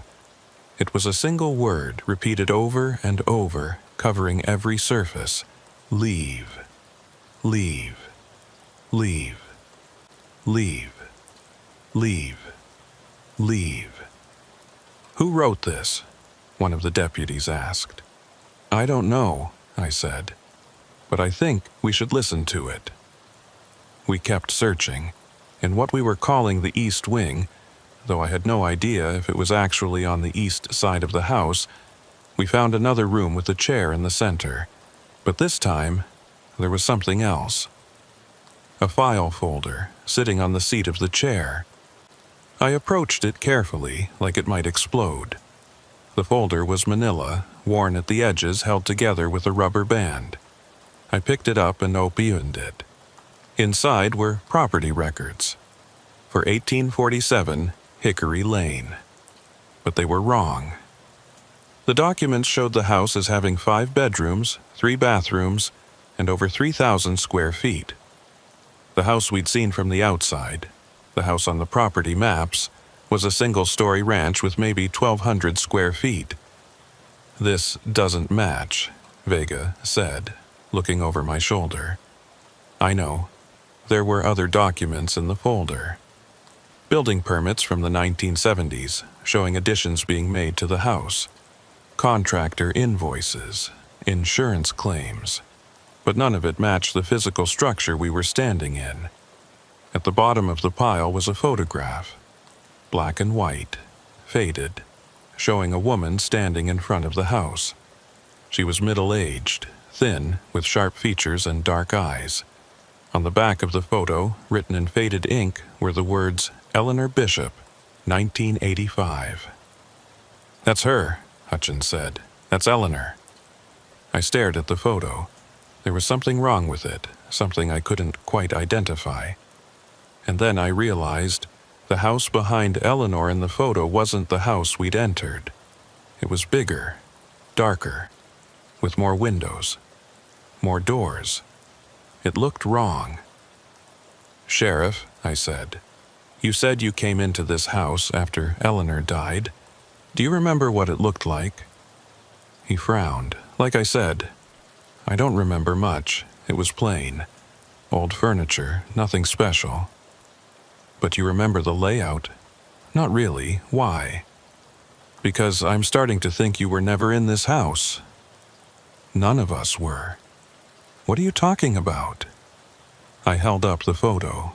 Look at this house. Look at the one we're standing in. They're not the same. They've never been the same. Hutchins stared at the photo, and I saw the color drain from his face. That's impossible, is it? Because we've been searching this place for hours, and we keep finding rooms that shouldn't exist. We keep seeing things that don't match any record, any memory, anything. What if this house isn't what we think it is? Then what is it? I didn't have an answer, but I was starting to have a theory, and it scared me more than I wanted to admit. We decided to leave and regroup. The team filed out of the house one by one, checking each other off as we exited. But when we did a final count in the yard, we were missing someone, Deputy Barrett. Where's Barrett? Hutchins asked. He was right behind me, one of the other deputies said. I saw him in the hallway. We went back inside. Barrett, Hutchins called. Deputy Barrett, respond. Nothing. We searched the house again, room by room, calling his name. But we couldn't find him, and worse, we couldn't find the rooms we'd just been in. The East Wing, the room with the chair and the file folder, the hallway with the writing on the walls, all of it was gone, replaced by different rooms, empty rooms. How is this possible? Vega said. He was losing his composure now, his voice tight with barely controlled panic. We were just in there, all of us. We all saw the same things, and now it's gone? We need to leave, I said. Right now, everyone out. We'll call for state police, FBI, whoever we can get. But we're not staying in this house. We evacuated, all of us. Standing in the front yard, staring at the house, trying to process what had just happened. The sun was setting, casting long shadows across the property, and the house looked normal again. Just a plain ranch house with beige siding and dark windows. But Deputy Barrett was still inside. Somewhere. Hutchins radioed for backup, for search and rescue, for anyone who could help. Within an hour, we had 20 more officers on scene, along with K9 units and thermal imaging equipment. We searched the house again and again, using every tool we had, but we never found Barrett. He had simply vanished. By midnight, the search was called off.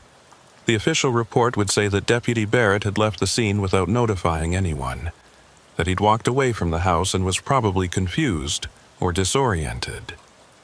But everyone who'd been there knew the truth. Barrett hadn't left. He'd disappeared, inside a house that shouldn't exist. Vega and I sat in the unmarked car, watching as the other officers packed up their equipment and left. The house sat there in the darkness, windows black, door closed, waiting. What happened to him? Vega asked quietly. I don't know. What is this place? I don't know that either. But I was starting to have ideas, and none of them were good. We didn't sleep that night. Couldn't. Instead, Vega and I drove back to Louisville and went straight to the county records office, which opened at 6 a.m. We were waiting at the door when the clerk arrived, badges ready, requesting every document related to 1847 Hickory Lane. The clerk, a woman in her 50s named Margaret, looked at us with tired eyes. That address again? You're the second people this week asking about that property. Second? I said. Who was the first? FBI agent, came in Monday. Said he was investigating fraud or something. Took copies of everything we had. Do you remember his name? She checked her log. Agent Deal, Daniel Deal. I looked at Vega. We both knew the FBI agents assigned to the Caulfield case, and there was no Daniel Deal on the team. Can you describe him? Vega asked. Margaret shrugged. Average height, brown hair, glasses. Looked like every other Fed who comes through here. Wore a suit, carried a briefcase, nothing special. Did he say anything else? Anything about why he was interested in the property? Not really, just that he needed the records for an investigation. He was polite, professional. I didn't think anything of it. We thanked her and took copies of everything she had. Property deeds, tax records, building permits, the works. Then we went to the Louisville field office and pulled every file related to Eleanor Bishop and the house on Hickory Lane. What we found didn't make sense. According to the property records, 1847 Hickory Lane had been owned by the Bishop family since 1968, when Thomas and Margaret Bishop purchased it from a previous owner named Harold Vance. The Bishops lived there until their deaths in the early 1990s, at which point their daughter Eleanor inherited it. She lived there alone until her death in 2019. Simple, straightforward. Except for the building permits. There were permits filed for additions to the house in 1973, 1981, 1995, and 2007. Each permit showed significant construction.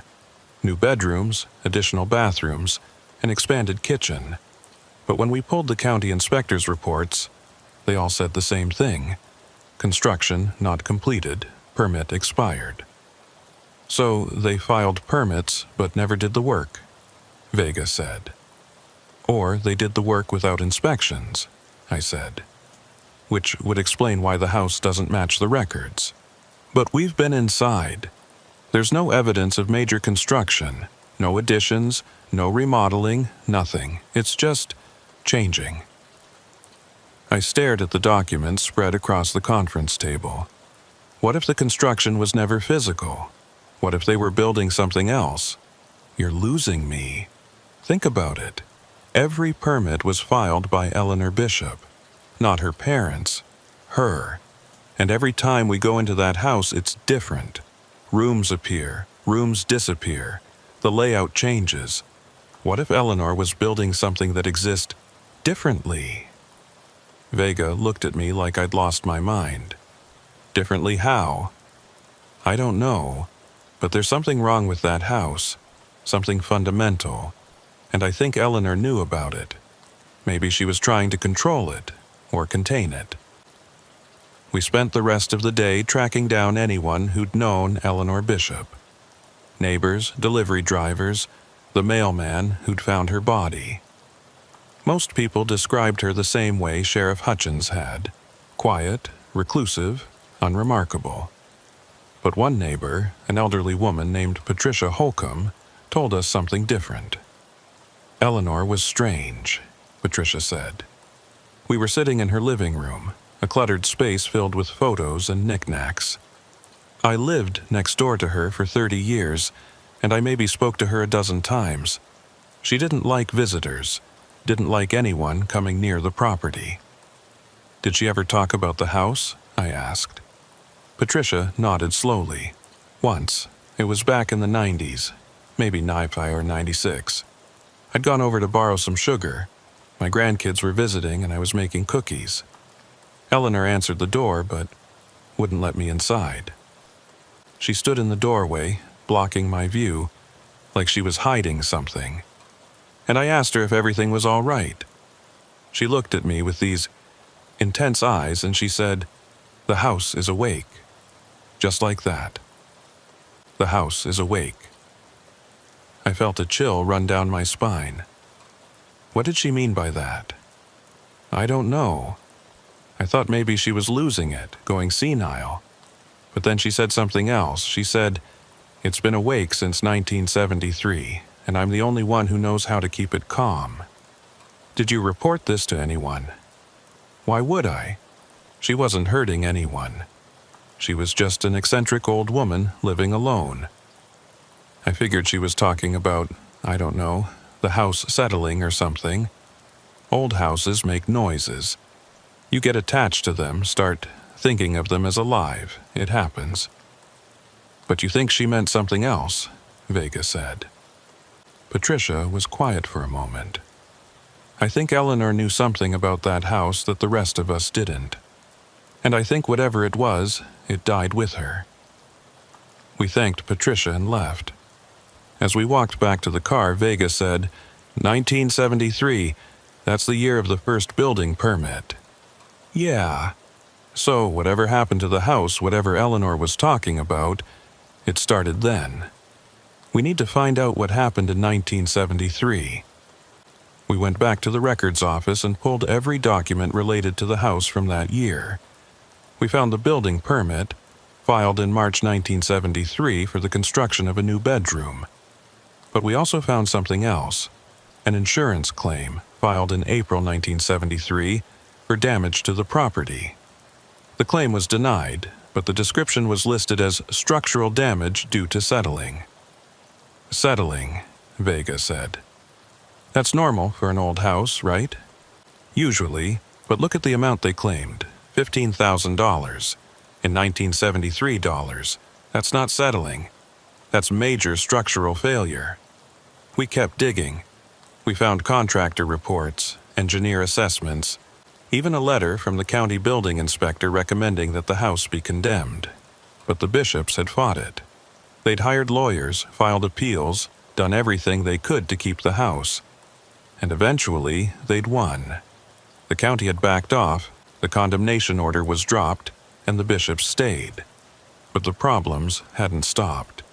We found more insurance claims over the years, more reports of structural issues, more permits filed and expired. The house had been slowly falling apart for decades, or changing, or something. Why would they stay? Vega asked. If the house was that bad, why not just leave? Sell it? Move somewhere else? Maybe they couldn't, I said. Or maybe they thought they had to stay, to keep it calm. That evening, we went back to the house. We didn't go inside.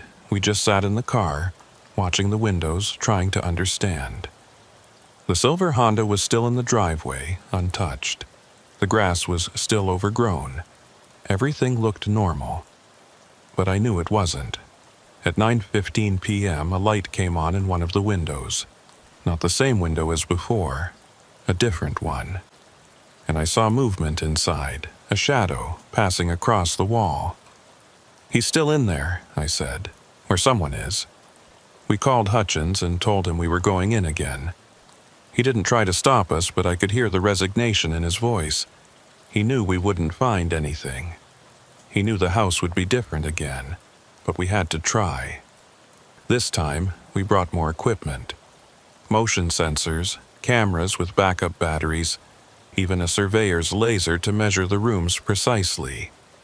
We documented everything, and when we entered the house, we found exactly what we expected: a different layout.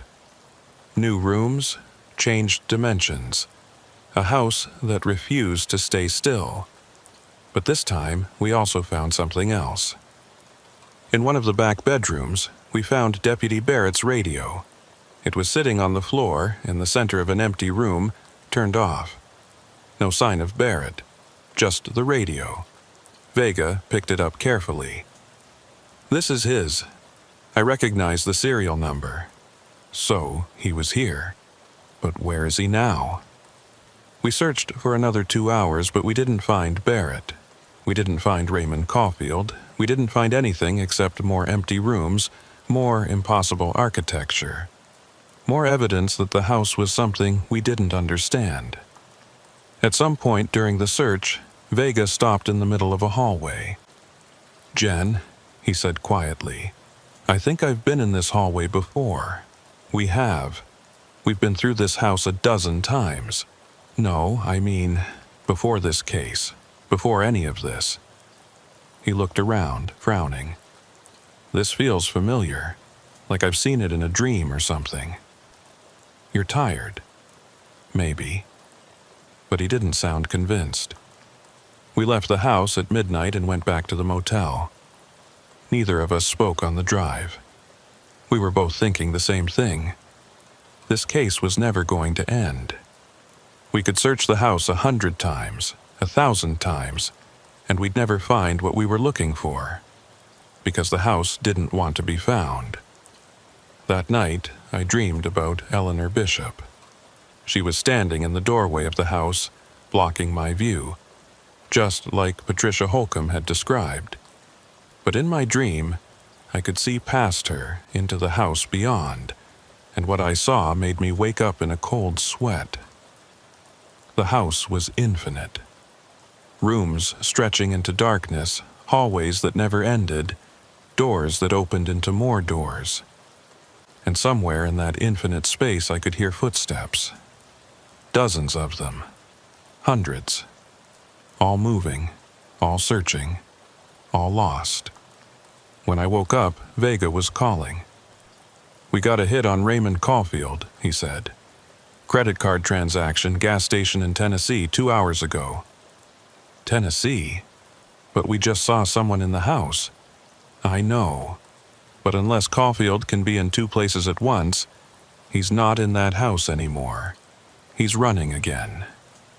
We left Harrodsburg that morning, following the trail to Tennessee.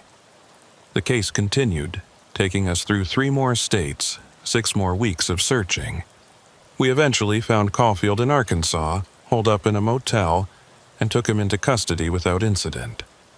The case was closed. The fugitive was caught. But I never stopped thinking about the house on Hickory Lane, about Deputy Barrett, who was never found, who was officially listed as a missing person, his case still open. About the rooms that changed, the hallways that stretched, the footsteps in empty spaces. And most of all, I thought about Eleanor Bishop's words. The house is awake, because I think she was right. The house was awake, and I think it still is. I filed my report 3 weeks after we apprehended Raymond Caulfield.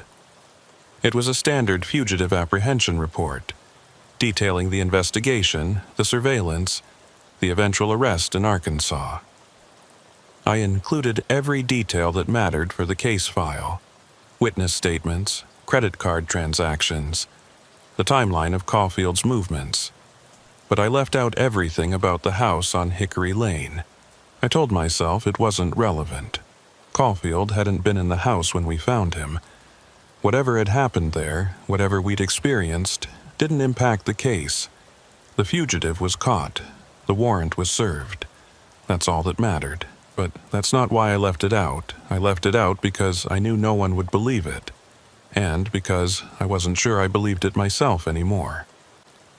Vega and I never talked about the house after we left Harrodsburg. Not officially. We'd reference it in passing sometimes, usually late at night when we were on surveillance for a different case, but we never went into detail.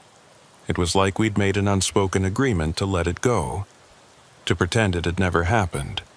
But I couldn't let it go, not completely. I started doing research in my spare time. Nothing official, just personal curiosity. I pulled property records for houses across the country, looking for similar patterns. Houses with unusual building permits, houses where people had disappeared. Houses that didn't match their descriptions. I found more than I expected. There were dozens of cases, maybe hundreds. Houses that were bigger on the inside than the outside. Houses where the layout changed depending on who was looking at it. Houses where people went missing and were never found. Most of the reports were dismissed as pranks or hoaxes or misunderstandings. But I knew better. I'd seen it myself. I found one case in particular that caught my attention.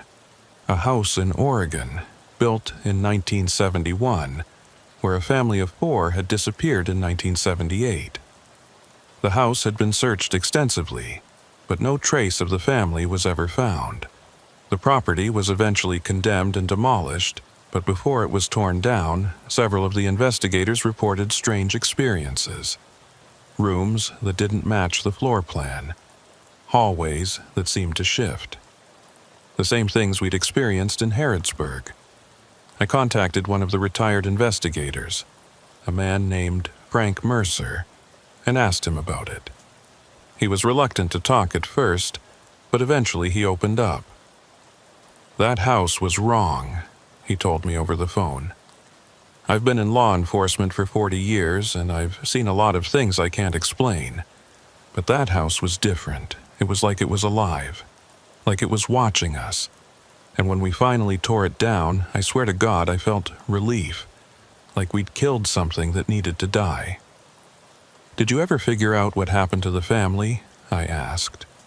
No, they just vanished, like they'd never existed.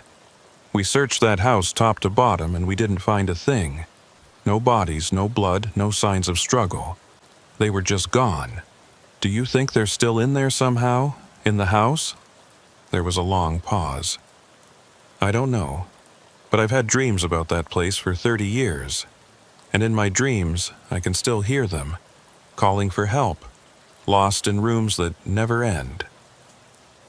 I thanked him and hung up.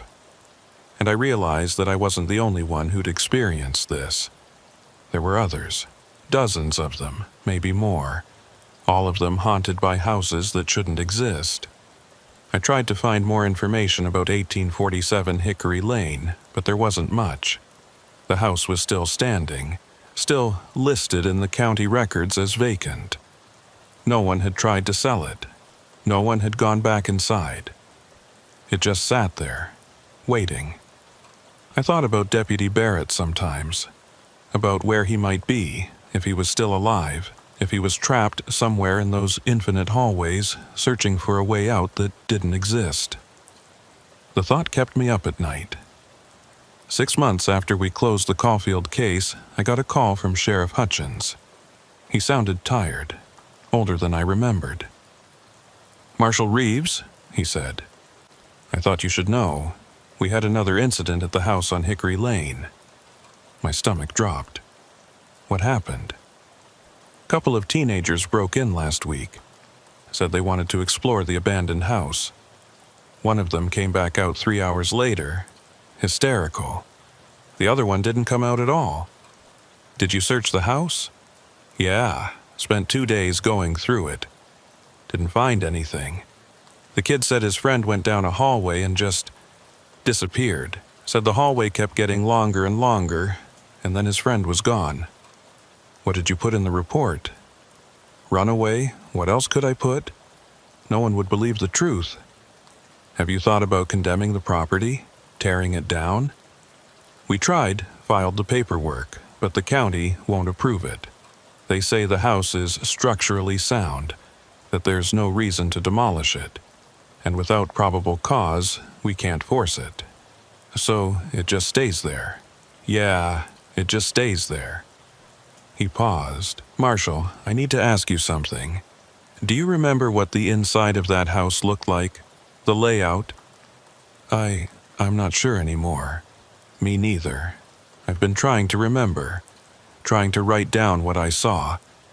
But every time I think I have it, the details slip away. It's like my brain won't hold on to the information. I know what you mean. What do you think it is, that house? I didn't have an answer, not one that made sense. I don't know, Sheriff. But I think Eleanor Bishop was right. I think the house is awake. And I don't think it's going to sleep anytime soon. We hung up, and I sat there in my apartment, staring at the wall, thinking about the house. About the rooms that changed, about the people who disappeared, about the infinite hallways that existed somewhere between the walls. I pulled out the file I'd been keeping, my personal file, not the official one. It contained everything I'd found about 1847 Hickory Lane and similar houses. Newspaper clippings, property records, interview notes. I'd been collecting it all, trying to make sense of it, trying to find a pattern. But there was no pattern. Or, if there was, I couldn't see it. I thought about going back to Harrodsburg, about walking into that house one more time and trying to find Barrett, trying to understand what was happening. But I knew I wouldn't, because I was afraid that if I went back, I wouldn't come out either. That I'd become another person lost in those endless rooms, wandering forever, searching for an exit that didn't exist. So I closed the file and put it away, and I tried to forget. But I couldn't forget. Not completely. Because every time I closed my eyes, I saw that house. I saw the hallways stretching into darkness. I heard the footsteps echoing through empty rooms, and I wondered how many people were trapped in there, walking through spaces that shouldn't exist, looking for a way home. A year after the case closed, I got a letter in the mail. No return address, just a postmark from Harrodsburg, Kentucky. Inside was a single photograph. It showed the house on Hickory Lane, taken from the street. But there was something wrong with it. The windows were different. The door was in a different place. Even the roof looked wrong, like the house had changed again. On the back of the photograph, written in neat handwriting, was a single sentence: "I'm still here." I don't know who sent it. I don't know if it was Barrett or one of the teenagers who disappeared, or someone else entirely. But I kept the photograph. I taped it to the wall next to my desk where I'd see it every day. A reminder that some cases never close, some mysteries never get solved, and some houses never let go of the people who enter them. Vega left the Marshals Service 6 months ago. He didn't give a reason, just turned in his badge and walked away. I tried to call him a few times, but he never answered. The last message I got from him was a text, sent at 2 in the morning. I keep dreaming about that house. I can't make it stop. I wanted to tell him I understood. I wanted to tell him that I had the same dreams, that I saw the same hallways, that I heard the same footsteps. But I didn't respond, because I didn't know what to say. I'm still with the service, still tracking fugitives, still serving warrants, still doing the job. But I'm different now, more cautious, more aware of the spaces I enter. Because I know now that some places are wrong, some places don't follow the rules. And once you've seen a place like that, once you've walked through rooms that change and hallways that stretch forever, you can't unsee it. I still have the photograph on my wall. And sometimes, late at night when I'm alone in the office, I look at it and wonder, is Deputy Barrett still in there? Is he still walking through those infinite rooms, searching for a way out? Is he still alive? I don't know, and I don't think I ever will. Because some questions don't have answers. Some cases don't have closures. And some houses are meant to stay mysterious. Last week, I got another call from Harrodsburg. Not from Hutchins this time, but from a real estate agent. She said she had a client interested in buying the property at 1847 Hickory Lane. She wanted to know if there were any legal issues with the house, any reason why the sale couldn't go through. I told her the truth. There were no legal issues. The house was clean, free and clear. But I also told her something else. I told her that anyone who buys that house should be very, very careful, because the house is awake, and it's always watching. She laughed. She thought I was joking. I wasn't. The sale went through 2 weeks ago. A young couple bought the house for $30,000, which is cheap even for rural Kentucky. They said they were going to renovate it, turn it into their dream home. I saw their photo in the local paper, standing in front of the house, smiling, holding hands. I hope they're careful. I hope they pay attention to the rooms. I hope they notice when the layout changes, when the hallways get longer, when the doors lead to places that shouldn't exist. But I don't think they will, because most people don't notice these things. Most people walk through their homes every day and never realize that the walls are shifting, that the rooms are rearranging themselves, that the house is alive. Most people don't notice until it's too late.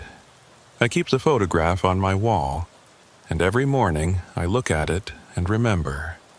I remember the rooms that changed, the hallways that stretched forever, the footsteps in empty spaces, the people who disappeared. And I remember Deputy Barrett's last words, crackling over the radio just before we lost contact. The house is bigger than I thought. I can't find the exit. It keeps moving. God, it keeps moving. We never heard from him again.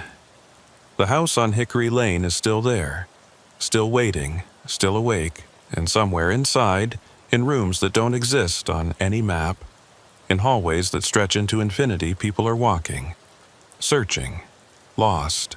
And they always will be, because the house never sleeps, and it never lets go.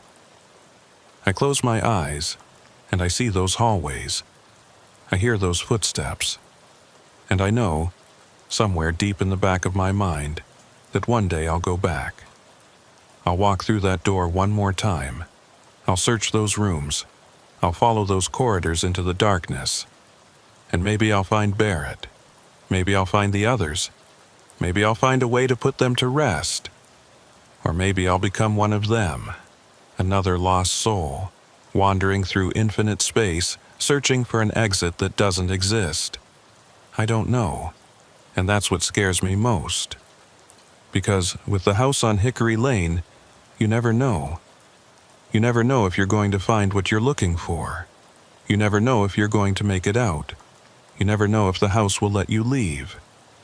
All you know is that once you go in, once you walk through that door and into those shifting rooms, you're part of it, forever. The house is awake, and it's waiting. It's always waiting. The call came in at 11:43 p.m. on a Tuesday in March. A man had walked into the Federal Building in downtown Chicago, approached the security desk, and calmly announced that he was turning himself in. He said his name was Michael Dreyer, that he was wanted on federal charges, and that he was tired of running. Security called us immediately. That's protocol when someone surrenders voluntarily. U.S. Marshals handle the intake, verify the warrant, process the arrest. Usually it's straightforward. Usually it takes about an hour. The fugitive sits in an interview room.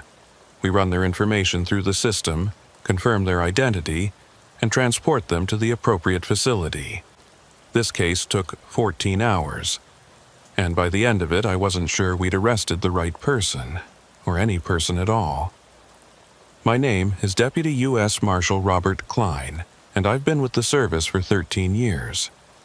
13 years of tracking people who don't want to be found, of serving warrants at dawn, of standing outside motel rooms and abandoned warehouses waiting for someone to make a mistake. I've arrested murderers and drug dealers and white-collar criminals who'd stolen millions. I've seen people break down and confess everything the moment they saw my badge, and I've seen people fight until the very end, refusing to accept that their run was over. But I've never had someone walk in and surrender who'd already been in custody for 3 years. I arrived at the federal building at midnight. My partner, Deputy Marshal Angela Torres, met me in the lobby. She was younger than me, only 6 years on the job, but she was sharp and thorough, the kind of officer who noticed details other people missed. "What do we know?" I asked, as we took the elevator up to the 3rd floor. White male, mid-40s, says his name is Michael Dreyer. No ID on him, no wallet, no phone, nothing. Just walked in off the street and said he wanted to surrender. "What's he wanted for?" "That's the weird part," Torres said. "I ran his name before you got here. Michael Dreyer. There's a warrant, federal charges for bank fraud and identity theft. But according to the system, he was already arrested 3 years ago." Mistaken identity? That's what I thought. But the guy downstairs is insistent. Says he's Michael Dreyer, says he's the one we've been looking for. We reached the interview room on the 3rd floor. Through the one-way glass, I could see him. White male, probably mid-40s like Torres had said, average height, brown hair going gray at the temples. He was wearing jeans and a plain gray hoodie, sitting calmly at the table with his hands folded in front of him. He looked tired but composed, like someone who'd made a decision and was at peace with it. "Let's talk to him," I said. We entered the room, and the man looked up. His eyes were clear, steady, no sign of intoxication or mental instability. He stood up when we came in, which was unusual. Most fugitives stay seated, either out of defiance or exhaustion. But this guy stood, like he was greeting guests in his home. "Thank you for coming," he said. His voice was calm, polite. "I know it's late." "Sit down, please," I said, taking the chair across from him. Torres stood by the door, notebook ready. The man sat. "My name is Michael Dreyer. I'm turning myself in on federal charges. I believe there's a warrant for my arrest." "There is," I said. "Or there was. But our records show that Michael Dreyer was arrested 3 years ago, in Kansas City." The man frowned. "No, that's not right. I've never been arrested. I've been running for 5 years. 5 years. Yes, since 2018. I committed fraud. I stole money from multiple banks using false identities. I know what I did. I'm ready to face the consequences." I glanced at Torres. She was already pulling up the file on her tablet. "Mr. Dreyer," I said, "I need to ask you some questions to verify your identity. What's your date of birth?" "September 14th, 1979. Torres checked the file and nodded. It matched. "Social Security number?"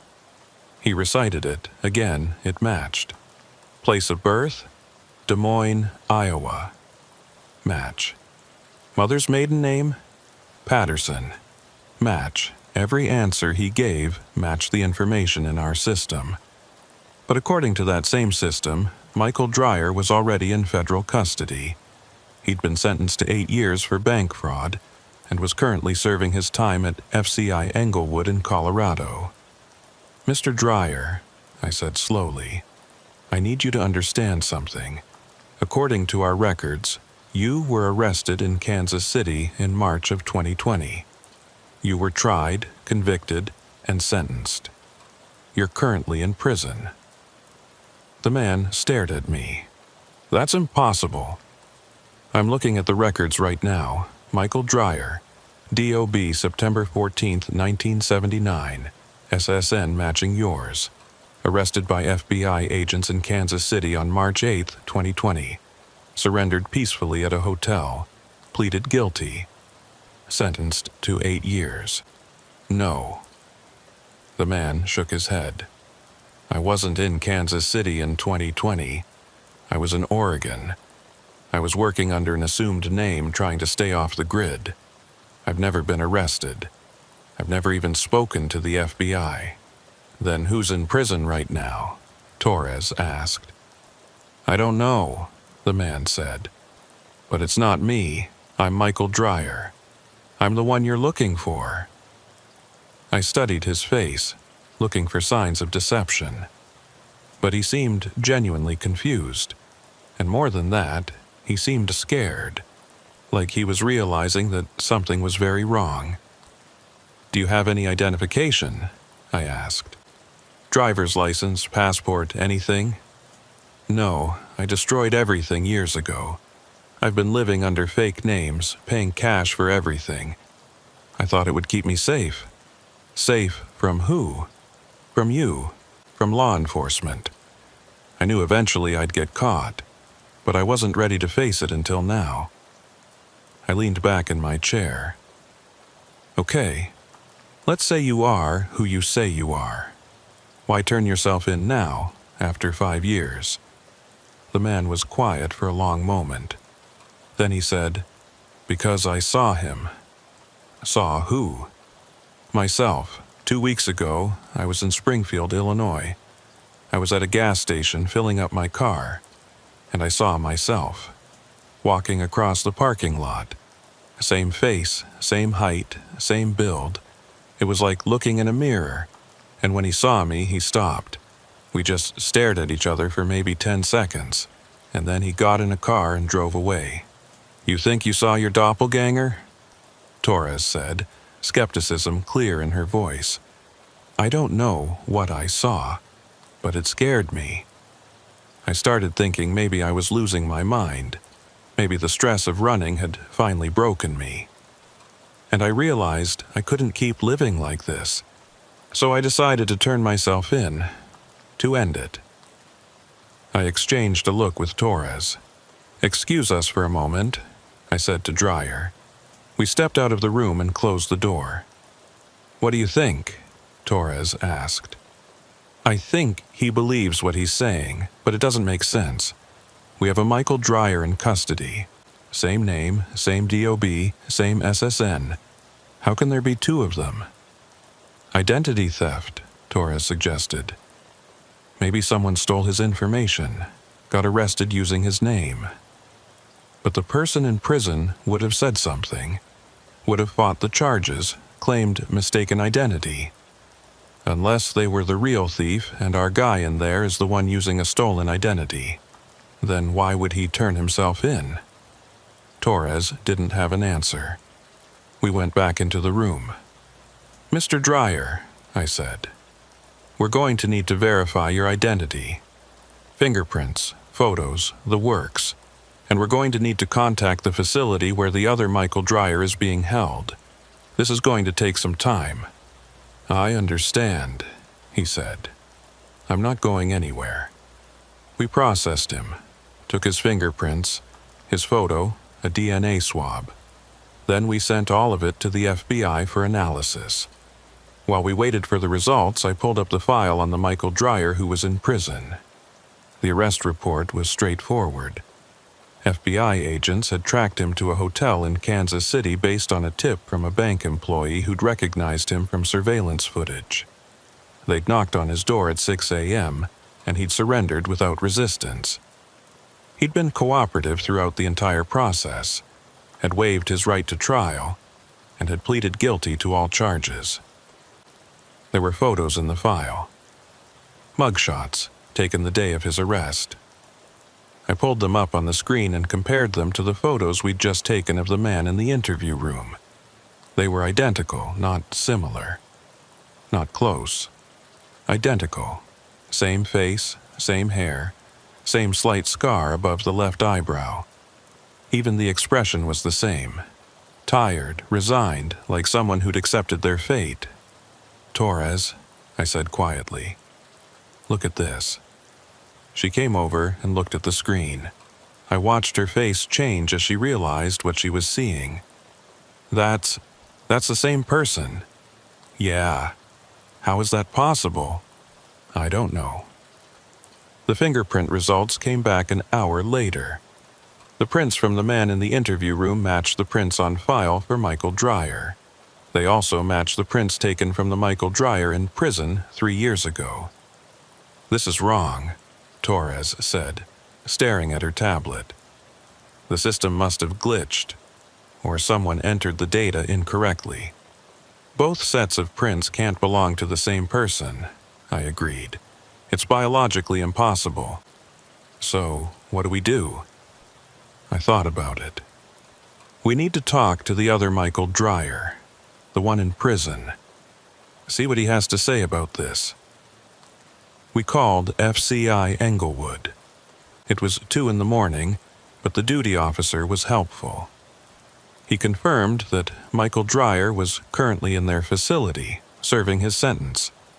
He'd been a model inmate. No disciplinary issues, no problems. He was scheduled for release in 5 years. Can we speak with him? I asked. Now? It's 2 a.m. It's important. We have a situation that requires immediate clarification. The duty officer sighed. I'll see what I can do. Give me 20 minutes. While we waited, I went back into the interview room. The man who called himself Michael Dreyer was sitting exactly as we'd left him, hands folded on the table, staring at the wall. Mr. Dreyer, I said. The fingerprints came back.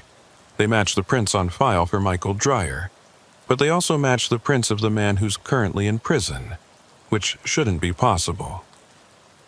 The man looked at me. I don't understand. Neither do we. But we're going to get to the bottom of this. I need you to think carefully. Is there any reason why someone would have your fingerprints? Did you ever give them to anyone? Did you ever have them copied or recorded for any reason? No. I mean, not beyond the normal things. I had fingerprints taken when I got my driver's license, I think.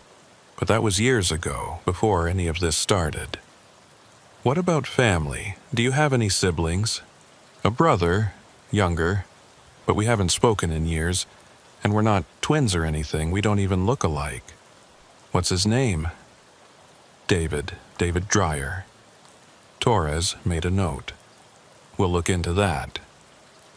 The call came through from FCI Englewood 25 minutes later.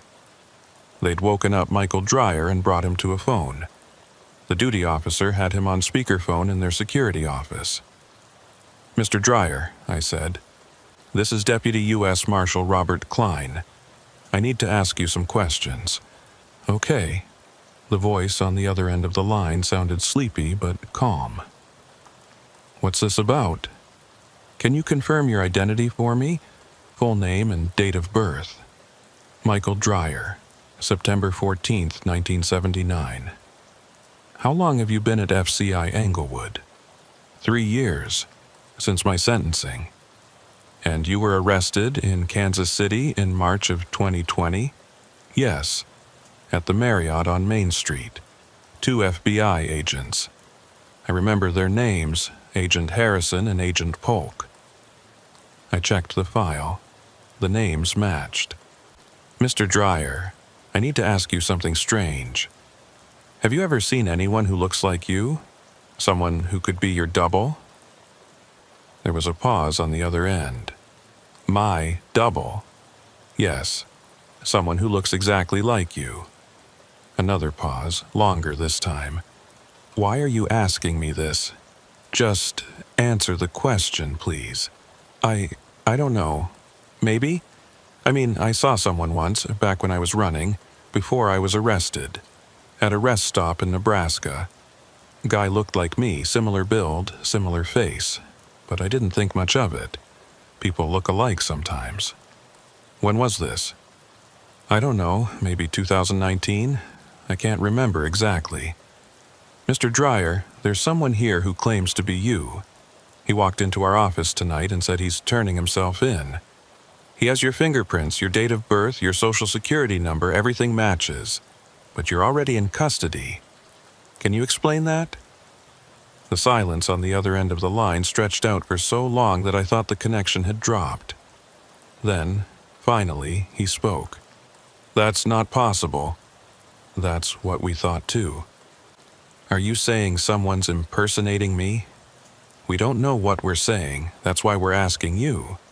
Is there any reason why someone would have your exact fingerprints?" "No. That's not possible. Fingerprints are unique. You can't fake them." "We know. But we have 2 sets of prints, both identical, both belonging to Michael Dreyer. Yours and his." The man on the phone didn't say anything for a long time. Then, in a quieter voice, he said, "Can I ask you something?" "Go ahead." "This person who's there, the one claiming to be me, what does he look like?" I glanced at Torres. "He looks like you, exactly like you, according to the photos in your file. Can you ask him something for me?" "What?"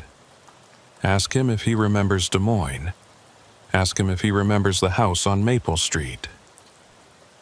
I put him on hold and went back into the interview room. The man was still sitting there, calm and patient. "Mr. Dreyer," I said, "the person we spoke to in Colorado asked me to ask you something.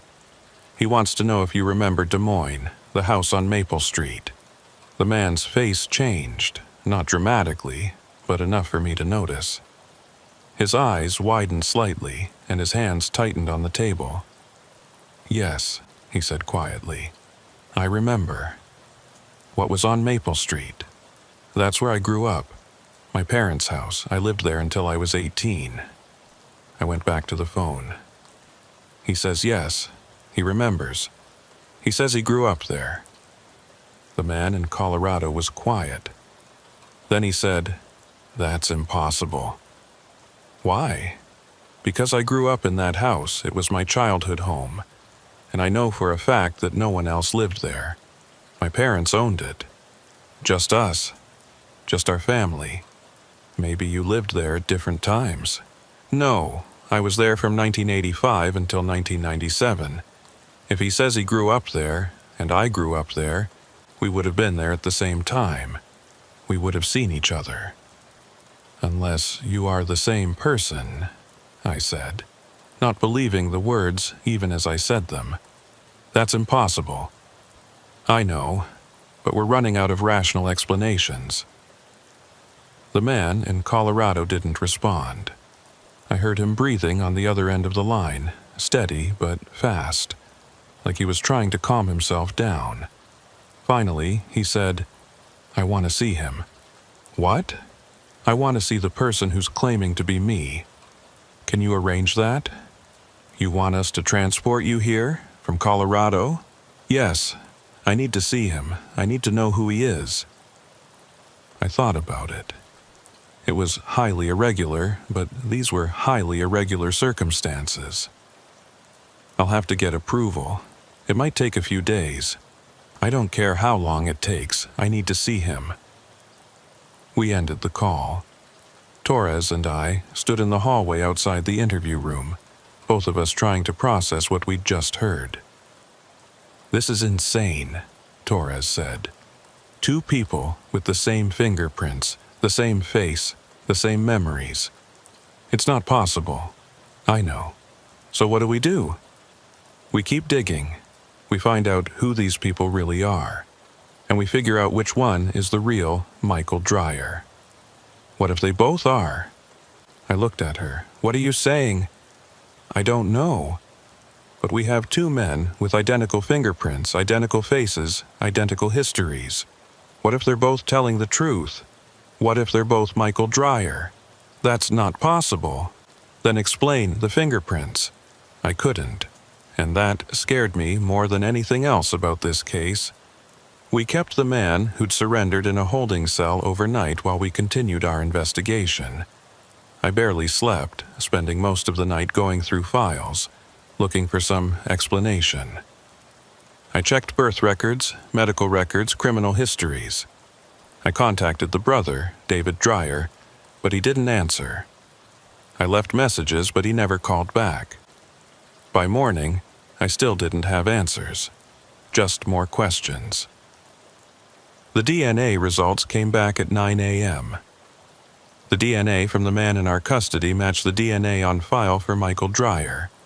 It also matched the DNA from the Michael Dreyer in prison. "This is wrong," Torres said, staring at the results. "DNA doesn't lie. If two people have the same DNA, they're either identical twins or they're the same person." He said he's not a twin. Then he's lying, or the system is wrong, or... She trailed off, not wanting to finish the thought. Or what? Or something else is going on, something we don't understand. I arranged for Michael Dreyer to be transported from FCI Englewood to Chicago. It took 3 days to get the paperwork approved, but eventually he was on a transport van heading our way. During those 3 days, we kept the man who'd surrendered in custody, running every test we could think of. Medical exams, psychiatric evaluations, polygraphs. Everything came back normal. He was physically healthy, mentally stable, and according to the polygraph, he was telling the truth. He believed he was Michael Dreyer. On the morning of the 4th day, the transport van arrived. They brought the prisoner in through the back entrance, cuffed and shackled, wearing an orange jumpsuit with FCI Englewood stenciled on the back. He looked tired, confused, but also curious, like he needed to see this through. We put him in a different interview room and let him sit for a few minutes while we prepared. Then Torres and I brought the first Michael Dreyer, the one who'd surrendered, into the observation room. We stood behind the one-way glass, looking at the man in the orange jumpsuit. "That's me," the first Dreyer said quietly. That's my face. Are you sure?" "Yes. I mean, that's what I look like, isn't it? That's my face." I studied him. His hands were shaking. "Do you recognize him?" "No, I mean, he looks like me, but I don't know him. I've never seen him before." We brought the two men into the same room, face to face, identical in every way. Same height, same build, same face, same scar above the left eyebrow. They sat across from each other, staring, neither one speaking. Finally, the one in the jumpsuit said, "Who are you?" "I'm Michael Dreyer," the first one said. "Who are you?" "I'm Michael Dreyer." They stared at each other. The silence in the room was suffocating. "This is impossible," the one in the jumpsuit said. "You can't be me. I'm me. I am you. No, you're not. You're someone else. Someone pretending." "I'm not pretending. I'm Michael Dreyer. I grew up on Maple Street in Des Moines. My mother's name was Patricia. My father's name was Richard. I had a brother named David. I went to Lincoln High School. I worked at First National Bank before I started stealing. I know everything about Michael Dreyer because I'm Michael Dreyer." The one in the jumpsuit shook his head. "So am I. Everything you just said, that's my life, my memories, my history. You can't have the same memories as me. It's not possible." "Then, how do you explain this?" the first one said. "How do you explain the fact that we have the same face, the same fingerprints, the same DNA? How do you explain the fact that we're both here, both claiming to be the same person?" "I don't know," the one in the jumpsuit said. His voice was rising, panic creeping in. "But you're not me. You can't be me. I'm me. So am I." They kept arguing, going in circles, each one insisting they were the real Michael Dreyer, each one unable to prove it. Torres and I watched from behind the glass, both of us feeling a growing sense of unease.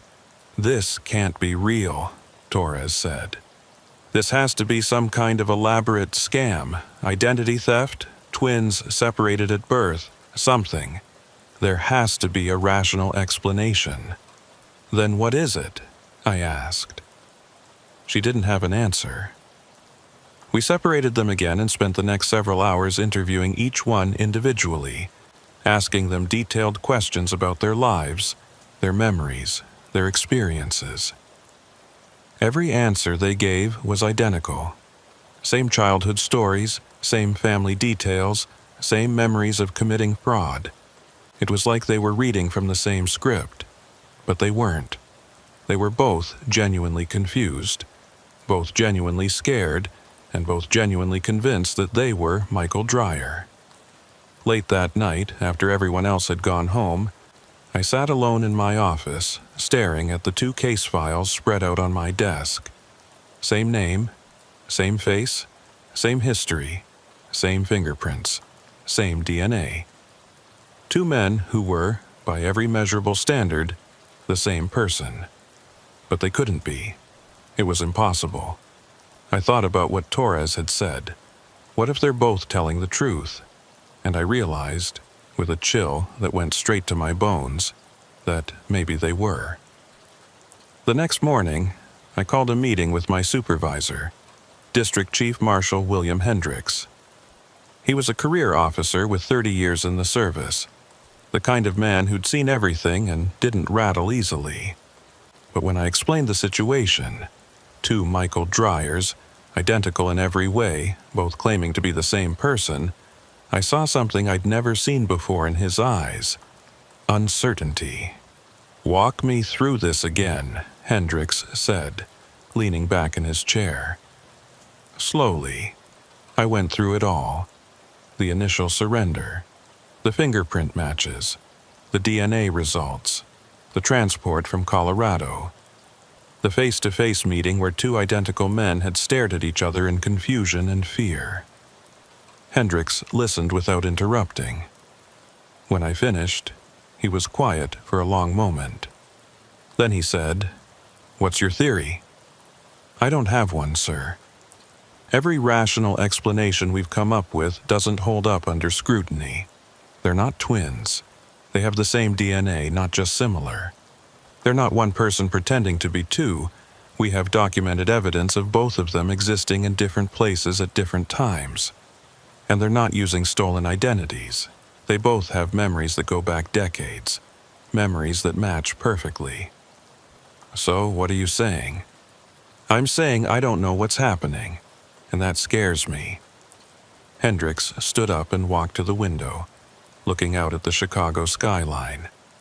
"I've been doing this job for a long time, Deputy. I've seen frauds. I've seen elaborate cons. I've seen people do incredible things to avoid prosecution, but I've never seen anything like this. What do you want us to do?" He turned back to me. "Keep investigating. Dig deeper. There's an explanation somewhere, and you need to find it. In the meantime, we're going to need to bring in some experts. Forensic specialists, psychologists, maybe even someone from the academic community who can help us make sense of this. And the 2 Dryers? Keep them separated. Don't let them communicate. And for God's sake, don't let this leak to the press. If word gets out that we have 2 men with identical fingerprints and DNA, we're going to have a media circus on our hands." I spent the next week digging into every aspect of Michael Dryer's life. I tracked down his brother, David, and finally got him on the phone. He lived in Seattle now, working as a software engineer, and he hadn't spoken to Michael in over a decade. "We had a falling out," David said when I asked about their relationship. "Money issues, family drama, the usual stuff. I cut ties with him back in 2010. "When's the last time you saw him?" "Christmas 2009. At our mother's house. Why? Did you notice anything unusual about him?" "Unusual how?" "I can't give you specifics, but anything strange, anything that stood out." David was quiet for a moment. "Actually, yeah. There was something. Michael seemed, I don't know, distracted. Like he wasn't all there, and he kept asking me weird questions. What kind of questions? Questions about our childhood.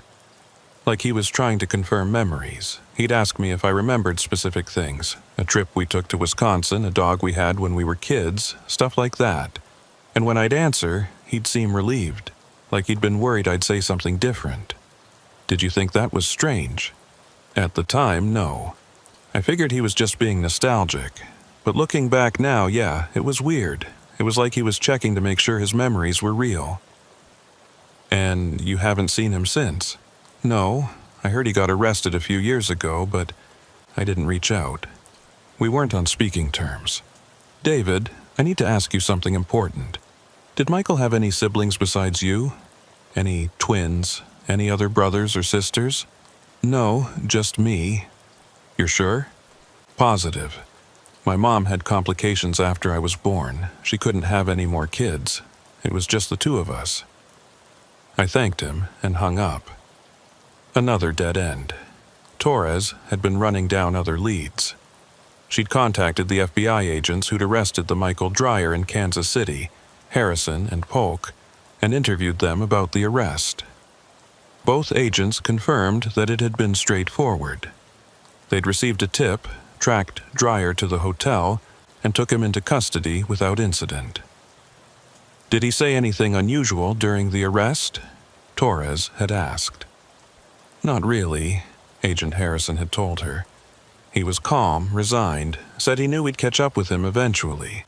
The only weird thing was what he said in the car on the way to the field office. What did he say? He asked if we were real.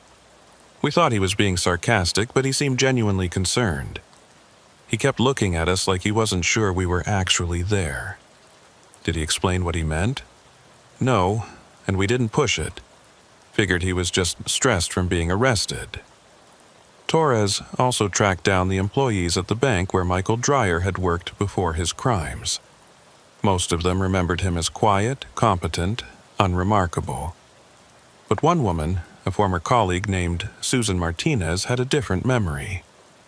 Michael was always a little odd, Susan told Torres over the phone. Nice enough, but there was something off about him. He'd sometimes seem confused about things, like he'd forget where his desk was, or he wouldn't recognize people he'd worked with for years. We thought maybe he had early-onset dementia or something. When did this start? I don't remember exactly, maybe 2015 or 2016, around the time he started acting weird in other ways too. What other ways? He'd sometimes call in sick, but then we'd see someone who looked exactly like him in the building. Same face, same clothes. We'd ask him about it the next day and he'd insist he'd been homesick, that we must have been mistaken. But I know what I saw. You saw someone who looked like Michael Dreyer in the building while he was supposedly sick at home. Multiple times, at least 3 or 4. It got to the point where some of us joked that he had an evil twin or something. After 2 weeks of investigation, we'd gathered a mountain of information but no clear answers. We had 2 men who were genetically identical, who had identical fingerprints, who shared the same memories. We had eyewitness accounts of Michael Dreyer seeming confused about his own identity years before his arrest, and we had reports of him being seen in 2 places at once. None of it made sense. I decided to bring in an outside expert. Dr. Sarah Brennan was a forensic psychologist who'd consulted with law enforcement on several high-profile cases. She specialized in identity disorders and false confessions. If anyone could make sense of this, it was her. Dr. Brennan arrived on a Monday morning and spent the entire day interviewing both Michael Dreyer separately. She ran them through a battery of psychological tests, cognitive assessments, and memory evaluations. At the end of the day, she sat down with me and Torres in my office. "Well?" I asked. "What's your assessment?" Dr. Brennan looked troubled. "I've never seen anything like this. Both men are psychologically sound. No signs of dissociative identity disorder, no evidence of psychosis or delusion. They're both of above-average intelligence with excellent memory recall. and they both genuinely believe they are Michael Dreyer. So, what's your explanation? I don't have one, at least not one that makes sense within our current understanding of psychology and identity. The only conclusion I can draw is that somehow both of these men have the same consciousness, the same sense of self. It's as if the identity of Michael Dreyer exists in two separate bodies simultaneously. That's not possible, Torres said. I know, but I can't find any other explanation that fits the evidence. What about folie à deux? I suggested. Shared delusion. I considered that, but folie à deux requires prolonged contact between the individuals, usually in isolation from others. These two men have never met before, as far as we can determine. They couldn't have developed a shared delusion independently. Then what are we dealing with? Dr. Brennan shook her head. I don't know, but I can tell you this. Both of these men are terrified. They're experiencing something that shouldn't be possible, and they don't understand it any more than we do. That night, I stayed late at the office, reviewing everything we had. Case files, interview transcripts, forensic reports, psychological assessments. I was looking for something, anything, that might provide a clue. Around midnight, I found it. I was going through the financial records, tracking the fraudulent transactions that Michael Dreyer had made over the years. There were dozens of them spread across multiple states, using various false identities. But when I plotted them on a timeline, I noticed something strange. There were overlaps. Times when transactions were made in two different states on the same day, sometimes within hours of each other. A purchase in California at 10 a.m., another in Nevada at 2 p.m. Distances that would be impossible to cover in that time frame. I pulled up the surveillance footage from some of the banks where the transactions had occurred. And there he was, Michael Dreyer, walking up to ATMs, making withdrawals, using fake IDs. But the timestamps didn't work. He couldn't have been in both places at once, unless there were two of him, which should have been impossible. I called Torres. I found something. Come to the office, now. She arrived 20 minutes later, and I showed her what I'd discovered. We spent the next 3 hours going through every transaction, every piece of surveillance footage, every credit card statement. And the pattern was undeniable. Michael Dreyer had been in two places at once, not just recently, for years, since at least 2015. How is this possible? Torres asked. I don't know, but it explains why he was so successful at evading capture. The FBI was chasing one person, but there were two of him, maybe more. More? Think about it. If there can be two Michael Dryers, why not 3 or 4? How many versions of him could be out there? Torres looked sick. We need to tell Hendricks. We briefed Hendricks the next morning. To his credit, he didn't dismiss our findings. He listened carefully, studied the evidence, and then made a decision. We need to expand this investigation, he said. I want you to check every database we have access to. DMV records, passport applications, employment histories. Look for any other instances of Michael Dreyer appearing in multiple places at once. If there are more of him out there, we need to find them. We spent the next week doing exactly that. And what we found was disturbing. There were at least 6 documented instances of Michael Dreyer being in 2 places simultaneously. A driver's license photo taken in Iowa on the same day he'd renewed a different license in Missouri. Employment records showing him working 2 different jobs in 2 different cities on the same day. Security footage from airports showing him boarding flights to different destinations at the same time. This has been going on for years, Torres said, staring at the evidence spread across the conference table. Since at least 2015, maybe earlier. How did no one notice? Because no one was looking, I said. The system isn't designed to catch something like this. When someone's fingerprints match, we assume it's the same person. We don't check to see if that person was also somewhere else at the same time. But now we know, so what do?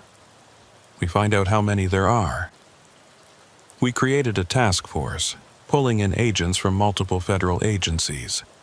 The FBI, Secret Service, Homeland Security, everyone who might have information about Michael Dreyer or his crimes. We set up a command center and started mapping out every known instance of him appearing anywhere in the country. The map was terrifying. Dozens of sightings, scattered across the United States, all occurring simultaneously. It was like Michael Dreyer was everywhere at once. And then we made another discovery. One of the FBI agents on the task force, a woman named Chen, was running database searches for any open cases involving identity fraud. She found something that made her call me immediately. "Deputy Klein, you need to see this," she said. I went to her desk, and she showed me a case file. It was from 2013, 6 years before the first official arrest of Michael Dreyer. A man had been found dead in a hotel room in St. Louis, apparent suicide. The body had been badly decomposed by the time it was discovered, but the identification in the wallet said Michael Dreyer. "Did they confirm the identity?" I asked.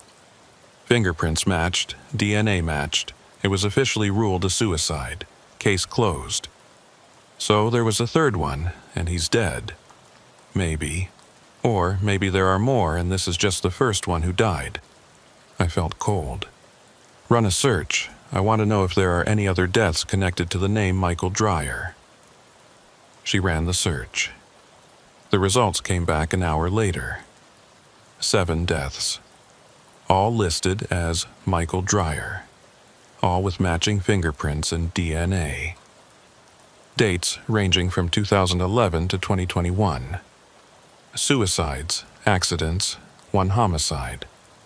All officially closed cases. "Jesus Christ," Torres whispered. "How many of him are there?" "I don't know, but we need to find out." We brought both of the Michael Dryers we had in custody together again. This time, I showed them the evidence. The deaths, the simultaneous sightings, the proof that there were multiple versions of them out there. "Do either of you remember these?" I asked, showing them the death certificates. They both stared at the documents, confused. The first Dreyer, the one who'd surrendered, shook his head. "No, I'm not dead. I'm right here. But someone with your fingerprints, your DNA, your face, he died in St. Louis in 2013. How do you explain that?" "I can't." I turned to the second Dreyer, the one from Colorado. "What about you? Do you remember any of these?" He was pale, his hands shaking. "No, but I've had dreams. Dreams about dying. Different ways, falling, drowning, gunshots. I always thought they were just nightmares, but what? But what if they weren't dreams? What if they were memories? Memories from other versions of me?" The room went silent. Everyone was staring at him. "That's not possible," Torres said. "Nothing about this is possible," the second Dreyer said. "But it's happening. We're here. Multiple versions of the same person, all existing at the same time. And apparently, some of us have died. So maybe the memories carry over somehow. Maybe when one of me dies, the others remember it." I didn't want to believe him, but I couldn't deny that it made a strange kind of sense. "If that's true," I said slowly, "then we need to find all of you, every version, before more of you die." "Why would we be dying?" the first Dreyer asked.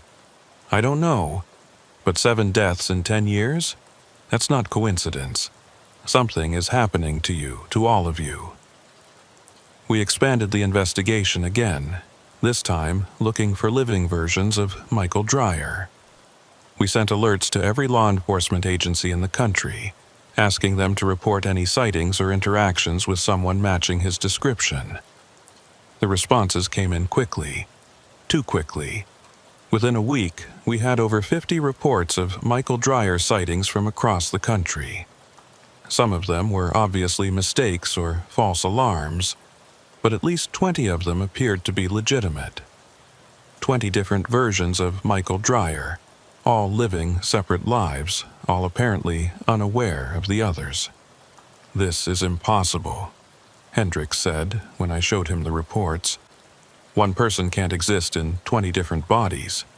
"But he does," I said. "The evidence is overwhelming. Michael Dreyer isn't just one person anymore. He's fractured somehow, split across multiple versions of himself." "How? How does that happen?" "I don't know, but I think it started in 2015. That's when the first reports of unusual behavior came in, when coworkers started seeing him in 2 places at once. Something happened to him that year, something that caused him to split. What could cause that? I have no idea, but we need to find out, because if this can happen to Michael Dreyer, it could happen to anyone. We tried to track down every living version of Michael Dreyer, but it was like chasing smoke. Every time we got close, he'd disappear. Or rather, they'd disappear. Multiple versions, all running, all hiding, all trying to stay one step ahead of us. And then, one by one, they started dying. The first one was found in Arizona, dead from an apparent overdose. The second was in Florida, drowned in a hotel pool. The third was in Oregon, killed in a car accident. All of them identified as Michael Dreyer.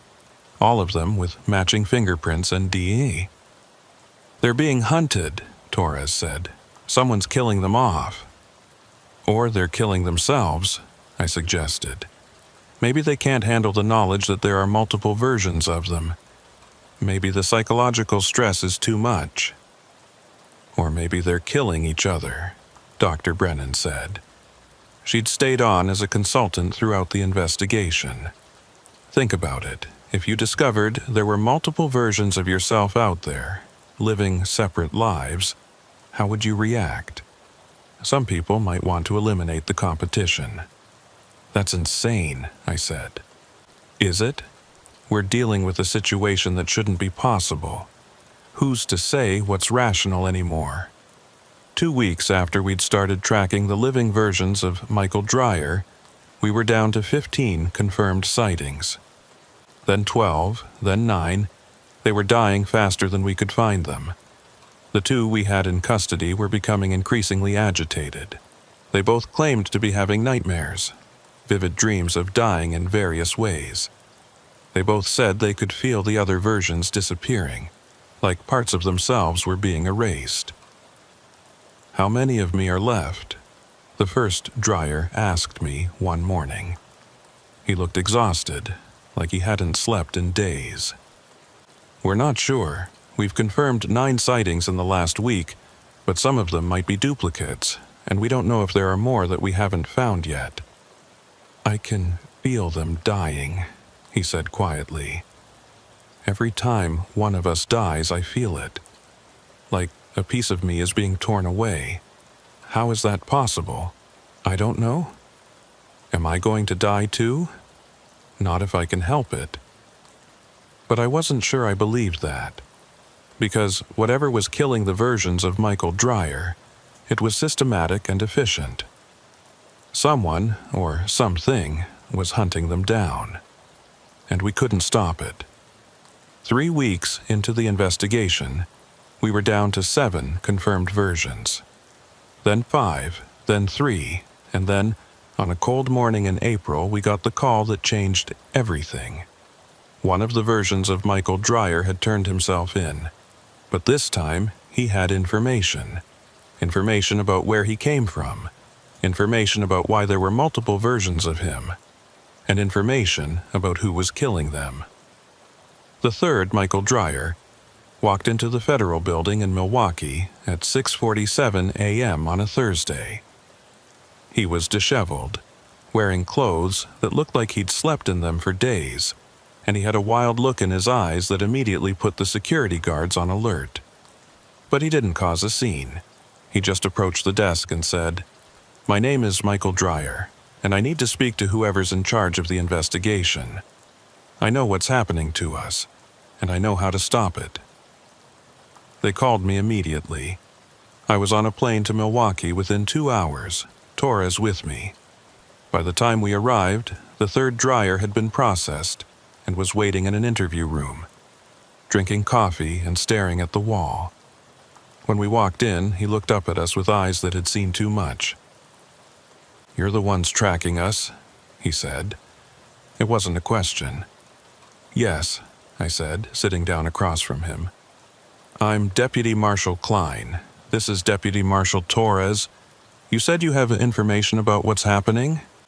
"I do, but you're not going to believe me. Try us. At this point, we'll believe anything." He took a long drink of coffee, then set the cup down carefully. "How many of us have you found?"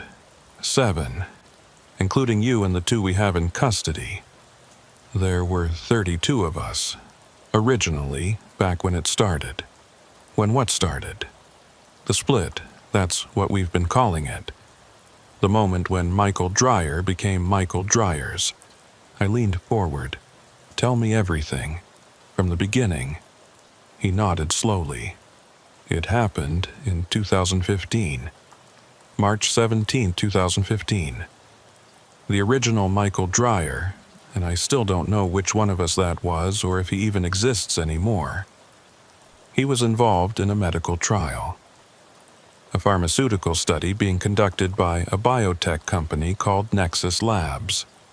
They were testing a drug designed to enhance cognitive function, improve memory, increase mental processing speed. Michael volunteered because they were paying $5,000, and he needed the money. What happened during the trial? Something went wrong. The drug didn't just enhance cognitive function, it did something else, something to the fundamental nature of consciousness itself. Michael experienced what he described as a splitting sensation, like his sense of self was being pulled apart. He had vivid hallucinations, out-of-body experiences. And when he woke up, he knew something had changed. Changed how? He started seeing himself, different versions. At first, he thought it was hallucinations, side effects from the drug. But then he started finding evidence. Photos of himself in places he'd never been. Receipts for purchases he didn't remember making. And then, one day, he saw himself walking down the street. A perfect copy, going about a separate life. And this created multiple versions of him? Not created. Split. It's like his consciousness was copied across multiple bodies, each one believing it was the original. We all have the same memories up until that moment in 2015. After that, our experiences diverge. We've lived separate lives, made separate choices, but we're all Michael Dreyer. Torres was taking notes. Why didn't he report this? Why didn't he go back to the lab and tell them what happened? He tried, but when he went back, the lab was gone. Nexus Labs had disappeared. The building was empty, all records erased. It was like they'd never existed. And when Michael tried to find information about them online, about the study, about the drug, everything was scrubbed, no trace. So he ran, I said. We ran, all of us. Because what else could we do? We couldn't explain what had happened. We couldn't prove it. And we were terrified that if the government found out, they'd lock us up, experiment on us. So we ran. We changed our identities, moved to different cities, tried to live separate lives. But you all committed the same crimes, Torres pointed out. Bank fraud, identity theft. Why? Because we're all the same person, the third Dreyer said. We have the same psychology, the same thought patterns, the same moral compass, or lack thereof. We all made similar choices because fundamentally, We're all Michael Dreyer.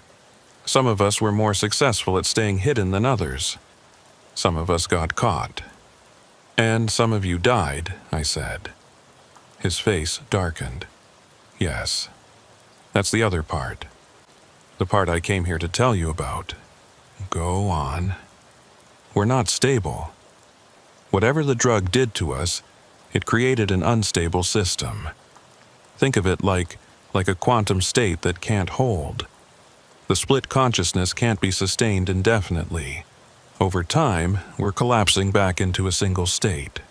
The versions are dying off, one by one, until eventually there will only be one Michael Dreyer left. A natural process? Torres asked. At first, we thought so, but then we realized someone was accelerating it. Someone was hunting us down and killing us systematically. I felt a chill. Who? The original. Or at least the version of Michael Dreyer who believes he's the original. He's decided that there can only be one of us, and he's taking matters into his own hands. He's tracking down every version and eliminating them. How do you know this? Because I've seen him. 3 weeks ago in Denver, he found me at a motel, knocked on my door, and when I opened it, I was looking at myself. But there was something different about him, something cold. He had a gun, and he told me that I wasn't real, that I was just a copy, and that I needed to die so the real Michael Dreyer could exist again. How did you escape? I got lucky. A maid came down the hallway and he got spooked, ran off. But I knew he'd come back, so I ran. I've been running ever since, but I can feel him getting closer. And I can feel the other versions dying. We're running out of time. I sat back in my chair, trying to process what I'd just heard. You're saying one version of Michael Dreyer is hunting down and killing the others? Yes, and he's good at it. He knows how we think, how we run, where we hide. Because he is us, he's always one step ahead. Do you know where he is now? No, but I know where he'll be. Where? Here, eventually. He'll come for the ones you have in custody.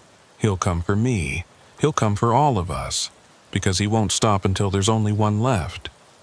Torres and I looked at each other. We need to increase security, she said. Already on it, I replied. I pulled out my phone and called Hendricks, briefing him on the situation. Within an hour, we had armed guards posted outside all 3 interview rooms where the Michael Dryers were being held. We set up perimeter security, checked all access points, did everything we could to make sure no one could get in. But even as we did it, I had a sinking feeling that it wouldn't be enough. Because if what the third Dryer said was true, we weren't dealing with an ordinary fugitive. We were dealing with someone who knew exactly how we thought, how we operated, what security measures we'd put in place. We were dealing with someone who thought exactly like us, because he was us. That night, I stayed at the Federal Building, sleeping in shifts, keeping watch. Torres did the same. We weren't taking any chances. Around 2 a.m., I was making my rounds checking on each of the prisoners when I noticed something strange. The guard posted outside the third Dryer's room was gone. Not on a break, not using the bathroom, just gone. The chair was empty, the hallway deserted. I drew my weapon and approached the door carefully. It was slightly ajar. I pushed it open and looked inside. The third Dryer was sitting at the table just as I'd left him, but there was someone else in the room, standing in the corner. Another Michael Dryer. "Hello, Deputy Klein," the figure in the corner said. "I've been waiting for you." I trained my weapon on him. Step away from him, hands where I can see them. "Relax," he said, raising his hands slowly. "I'm not here to hurt anyone. Well, not you, anyway. Who are you?" "I'm Michael Dryer, the real one, and I'm here to correct a mistake." The third Dryer stood up, backing away from the figure in the corner. "That's him. That's the one who's been killing us." Killing you? The figure laughed. I'm not killing anyone. I'm restoring balance, fixing what was broken. There can only be one Michael Dreyer, one consciousness, one identity. The rest are errors, glitches in the system. They need to be eliminated. You are an error, the third Dreyer said. We all are. None of us is more real than the others. Wrong. I am the prime version. The one who maintained the most stable consciousness throughout the split. The one who has the clearest memories. The strongest sense of self. I am Michael Dreyer. You're just copies. I kept my weapon trained on him. Put your hands behind your head and get on the ground, now. I can't do that, Deputy. I have work to finish.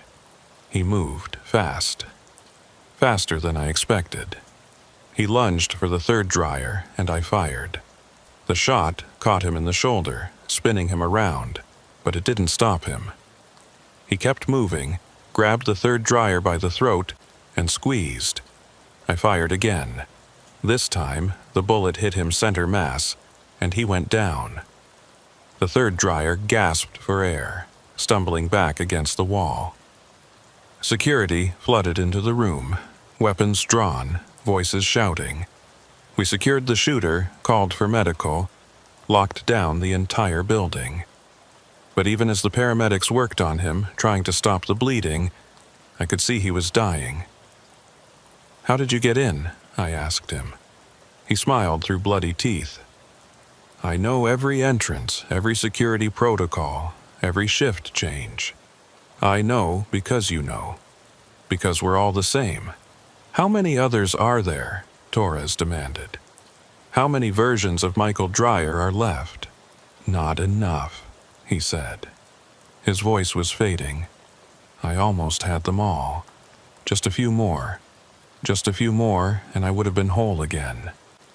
You're insane, the third Dreyer said. No, I'm the only one who understood what needed to happen. The split can't be sustained. We're all dying anyway, slowly, painfully.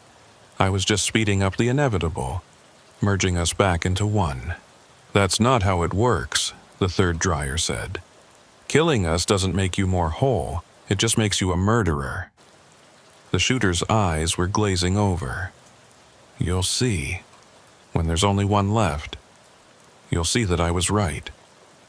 He died 3 minutes later. The paramedics tried everything, but there was too much damage. We stood there in silence, staring at another body with Michael Dreyer's face. 4 left, the third Dreyer said quietly, including me and the 2 downstairs. 4 versions left out of 32.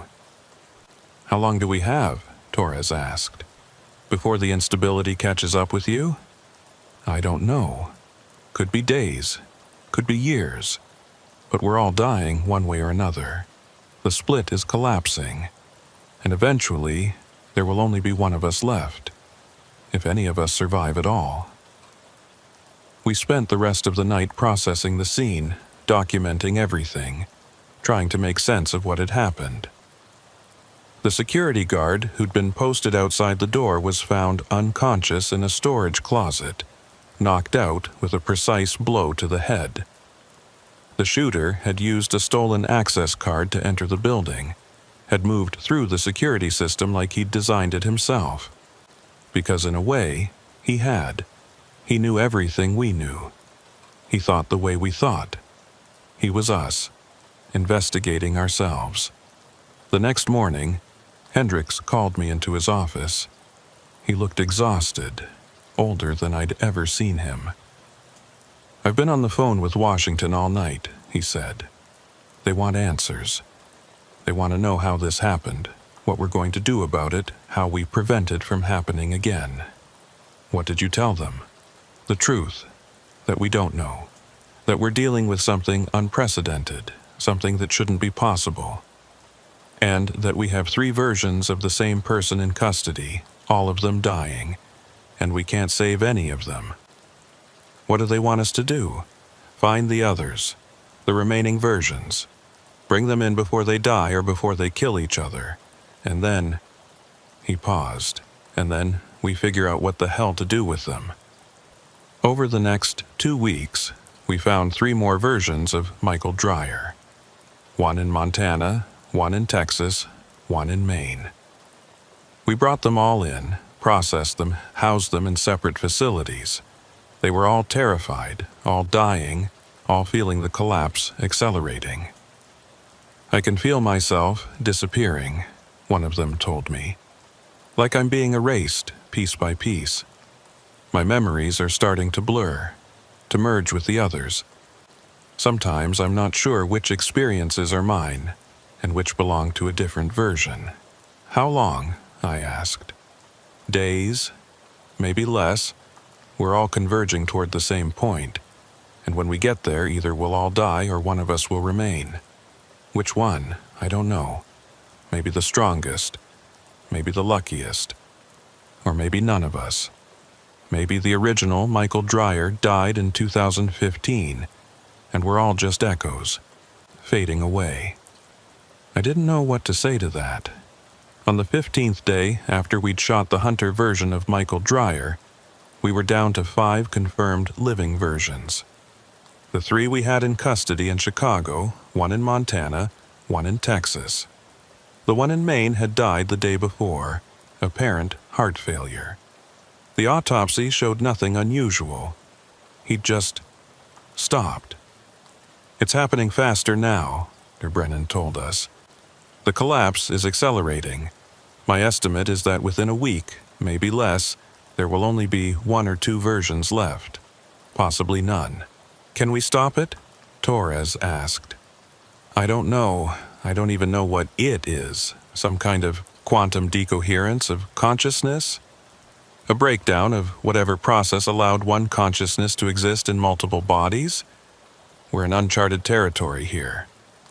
That night, I was reviewing files in my office when I got a call from the facility in Montana. The Michael Dreyer they were holding had vanished. Not escaped, vanished. The guards had checked on him at 11 p.m. and he was there. They checked again at 11:15, and he was gone. The cell was locked from the outside. There was no way he could have gotten out. But he was gone. 2 hours later, we got a similar call from Texas. The version there had also disappeared. Same circumstances. Locked cell, no way out. Just gone. "They're not escaping," Dr. Brennan said when I told her. "They're ceasing to exist. The collapse is complete. They're being absorbed back into whatever's left." We rushed to check on the 3 versions we had in Chicago. We found them in their cells, but they'd changed. They were no longer individuals. They were all exhibiting the same behaviors simultaneously, standing in the same position, making the same gestures, speaking the same words at exactly the same time. "We're merging," they said in perfect unison. "All of us. The split is reversing. Soon there will be only one."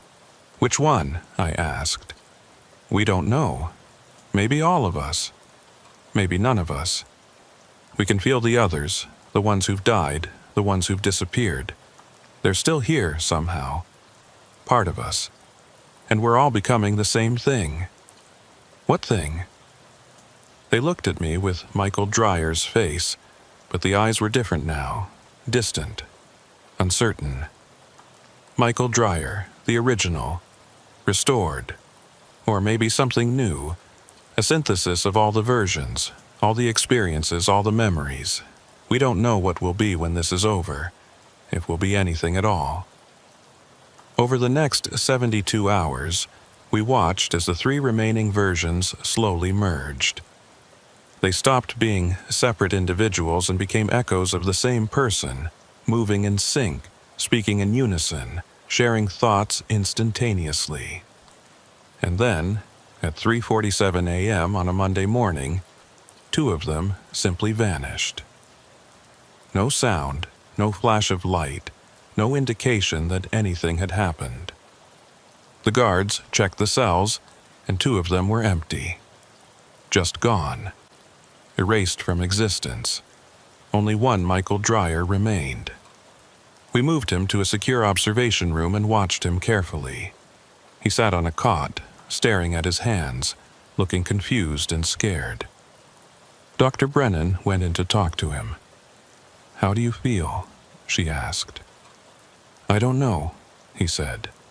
His voice was uncertain, shaky. "I remember everything. All of them, all the versions, their lives, their deaths, everything. It's all in my head now. 32 lifetimes, 32 sets of memories, and I don't know which ones are mine. Do you remember the split? Do you remember the drug trial? Yes. No. Maybe. I have memories of it, but I also have memories of things that happened after, things that different versions experienced. I don't know what's real anymore. What do you remember about the trial, about Nexus Labs?" His face went pale. They knew. The people running the study, they knew what would happen. They'd done it before with other subjects. The split isn't a side effect, it's the intended outcome. Why? Why would anyone want to create multiple versions of the same person? Because consciousness is the final frontier. If you can copy it, split it, transfer it between bodies, you can achieve immortality. You can exist in multiple places at once. You can become more than human. He looked up at Dr. Brennan with haunted eyes. But we're proof that it doesn't work. The system can't sustain itself. Eventually, it collapses. Everything converges back to a single point. Are you that point? Are you the original Michael Dreyer? I don't know. I might be. Or I might be a synthesis of all the versions. Or I might just be the last one standing. I don't know who I am anymore. We kept him under observation for another week. During that time, his condition stabilized. He stopped experiencing the merging sensation, stopped feeling the other versions. He became, for all intents and purposes, a single individual again.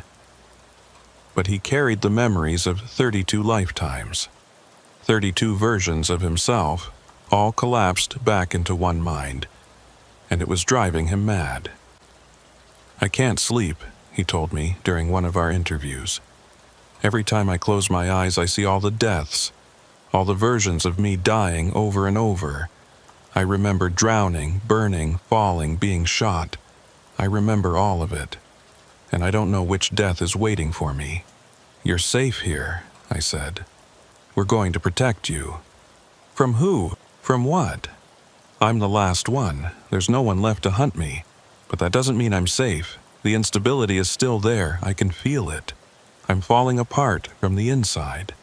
Dr. Brennan thinks you've stabilized.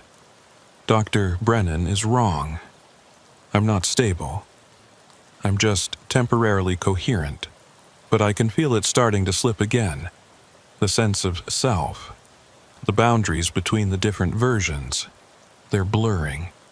And soon I won't know who I am at all." He was right. Over the next month, his condition deteriorated. He started experiencing dissociative episodes, moments where he'd slip between different versions' memories, unable to distinguish which experiences were his. He'd call himself by different names, reference events that hadn't happened to him specifically but had happened to other versions. And then, one morning, we found him unresponsive in his cell. He'd suffered what the doctors called a catastrophic neurological event. His brain had essentially overloaded, unable to process the conflicting memories and identities. He died 3 days later without regaining consciousness. The last Michael Dreyer was gone. I never filed a final report on the Michael Dreyer case. I started it a dozen times, but I could never find the right words. How do you explain in an official document that one person became 32 people and then collapsed back into zero? How do you document something that shouldn't be possible? The official record shows that Michael Dreyer was arrested in March 2020 in Kansas City, convicted of bank fraud, and sentenced to 8 years at FCI Englewood.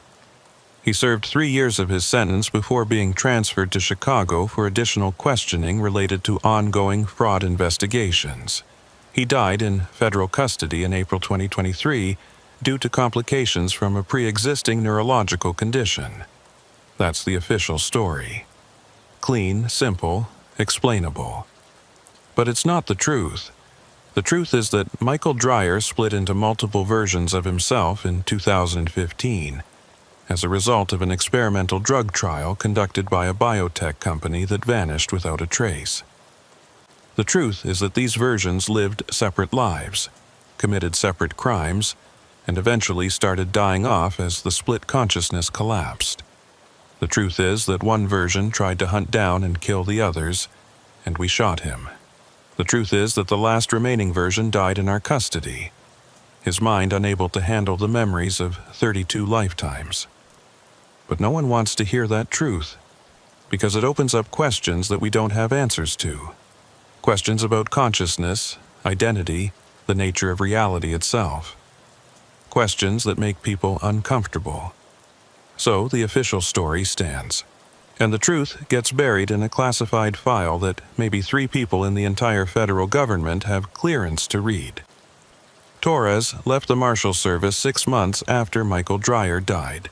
She said she needed a change, needed to work cases that made sense. I understood. She'd seen things during the investigation that had shaken her faith in what was possible, what was real. Sometimes I think about calling her, asking if she ever thinks about the case. But I never do. Some things are better left alone. Dr. Brennan published a paper on dissociative identity disorder that referenced an unusual case she'd consulted on, but she was careful not to include any identifying details. I read it once. She came close to describing what really happened, but she wrapped it in enough psychological terminology and theoretical frameworks that no one would ever connect it to Michael Dreyer. I think she knows more than she's saying. I think she has theories about what happened that she's keeping to herself. Maybe someday she'll share them. Maybe not. Hendricks retired last year. He's 70 now, living in Florida, enjoying his pension. I visited him once, and over beers on his back porch, we talked about old cases. At one point, I brought up Michael Dreyer. Hendricks got quiet for a long time, then said, "You know what keeps me up at night? The question of which one was real. Were they all real? Was none of them real? Or was there one original and the rest were just copies? Because if they were all equally real, all equally Michael Dreyer, then we basically watched a man die 32 times. And I don't know how to live with that." I didn't have an answer for him. I still don't. I kept every piece of evidence from the case. It's all in a storage unit under a false name, filed away in boxes that no one will ever look through. Photos, interview transcripts, forensic reports, psychological evaluations. Everything that proves what really happened. I tell myself I'm keeping it for posterity, in case someone someday needs to know the truth. But really, I think I'm keeping it because I need proof that it was real, that I didn't imagine the whole thing. Sometimes, late at night, I pull out the photos and look at them. Dozens of photos of Michael Dreyer. Different locations, different clothes, different expressions, but always the same face, always the same eyes, and I wonder, which one was he? Which one was the real Michael Dreyer? I've had dreams about him, all of them. All 32 versions, standing in a room together, looking at me. And in the dreams, I ask them which one is real. They all answer at the same time. We all are, and none of us are. I wake up from those dreams feeling unsettled, feeling like I've missed something important, some crucial detail that would make sense of everything, but I can never figure out what it is. 6 months ago, I got a call from a detective in Seattle. They'd found a body in a hotel room, apparent suicide. The victim's ID said his name was Michael Dreyer. Fingerprints matched our database. "I thought this guy died last year," the detective said. "In Chicago, in federal custody." "He did," I said. "Then who's this?" "I don't know. I flew to Seattle and examined the body myself. It was him. Same face, same scar, same fingerprints. Another Michael Dreyer, appearing after the last one had died. Impossibly, inexplicably. I didn't file a report on that one either. I just had the body cremated quietly, the ashes scattered, the case closed as suicide. Because I knew if I reported it, if I opened up that door again, we'd be right back where we started. Chasing versions of a man who shouldn't exist, trying to make sense of something that has no sense to be made. And because I'm afraid. Afraid that he's still out there. That Michael Dreyer is still splitting, still multiplying, still existing in forms we can't track or understand. Afraid that we didn't solve the case at all. We just postponed it. I think about the drug trial sometimes. About Nexus Labs. We tried to find them, to track down whoever was responsible, but it was like chasing ghosts. Every lead evaporated, every witness couldn't be found, every document had been destroyed.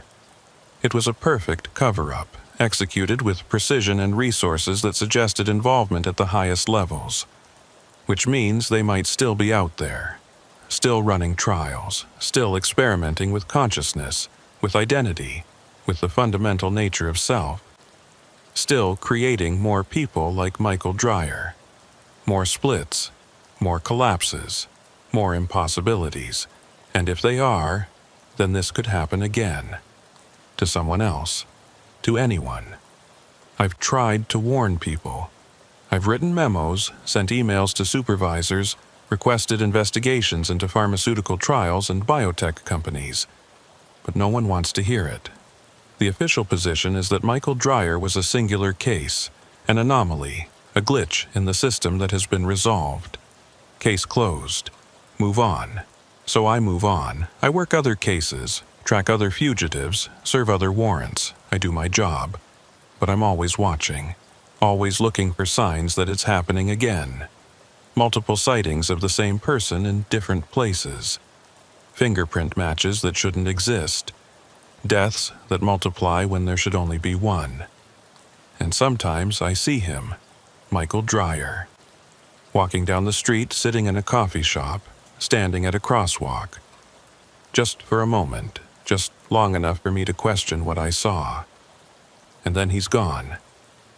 I tell myself it's just my imagination, that I'm seeing his face in every stranger because I spent so long looking at his photos, interviewing his versions, trying to understand who he was. I tell myself it's a psychological phenomenon, a form of pareidolia where my brain is pattern matching and finding his features where they don't exist. But sometimes I'm not sure. Sometimes I wonder if there are more of him out there, more versions that we never found, more splits that happened after we stopped looking, more Michael Dryers living quiet lives, unaware that they're not singular, not unique, not real in the way they think they are. And I wonder, if it happened to him, could it happen to me? Could I wake up one day and discover there are other versions of me living separate lives? Could I split, fracture, multiply? Could I find myself face to face with another Robert Klein, both of us insisting we're the original? I don't know. And that's what terrifies me.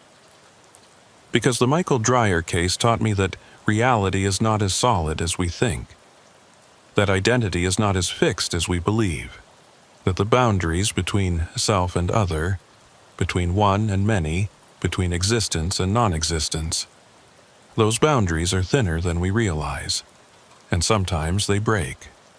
I keep the photograph on my desk, the last photo taken of Michael Dreyer before he died. He's looking at the camera with tired eyes, and there's something in his expression that haunts me. It's not fear, exactly. It's more like resignation. Like he understood, at the end, that he was never going to figure out who he really was. That the question of identity, of self, of Which one am I? That question had no answer. Or maybe it had too many answers. 32 answers. And all of them true. And all of them false. Last week, I got another call. This time from Portland. Another body with Michael Dreyer's fingerprints. Another impossible death of a man who's already dead. I didn't fly out to examine it. I didn't file a report. I just made a note in my private files and moved on. Because I know now that this case will never end. Michael Dreyer will keep appearing, keep dying, keep splitting into new versions that shouldn't exist. Maybe it's a curse. Maybe it's the inevitable result of what was done to him in that drug trial. Maybe it's something else entirely, something we don't have words for yet. But I know this. Michael Dreyer is out there. Still running. Still hiding. Still being hunted by himself, or by others, or by the universe itself. Trying to collapse him back into coherence. And someday, one of those versions is going to walk into a federal building, approach a security desk and say, "My name is Michael Dreyer, and I'm turning myself in." And we'll start the whole thing over again. Because that's the nature of the case. It never ends. It just repeats, fractals, multiplies. One becomes many. Many become one. One becomes many again. Forever.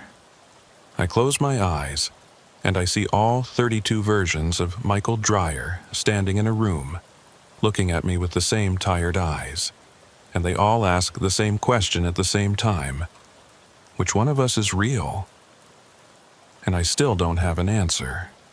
I don't think I ever will. The file stays open on my desk. Officially closed, officially resolved. But in my mind, in my dreams, in the quiet moments when I'm alone with my thoughts, it's still open, still unresolved, still haunting me with questions that have no answers. Michael Dreyer turned himself in, twice, and then 30 more times. And each time we thought we'd caught him. Each time we thought the case was closed. Each time we were wrong. Because you can't catch someone who's everywhere and nowhere. You can't arrest someone who's everyone and no one. You can't close a case that never started and never ends. Michael Dreyer is still out there. All of him. None of him. One of him. 32 of him. And he always will be. That's the truth. The real truth. The truth that will never make it into any official report. And that's the truth that keeps me awake at night.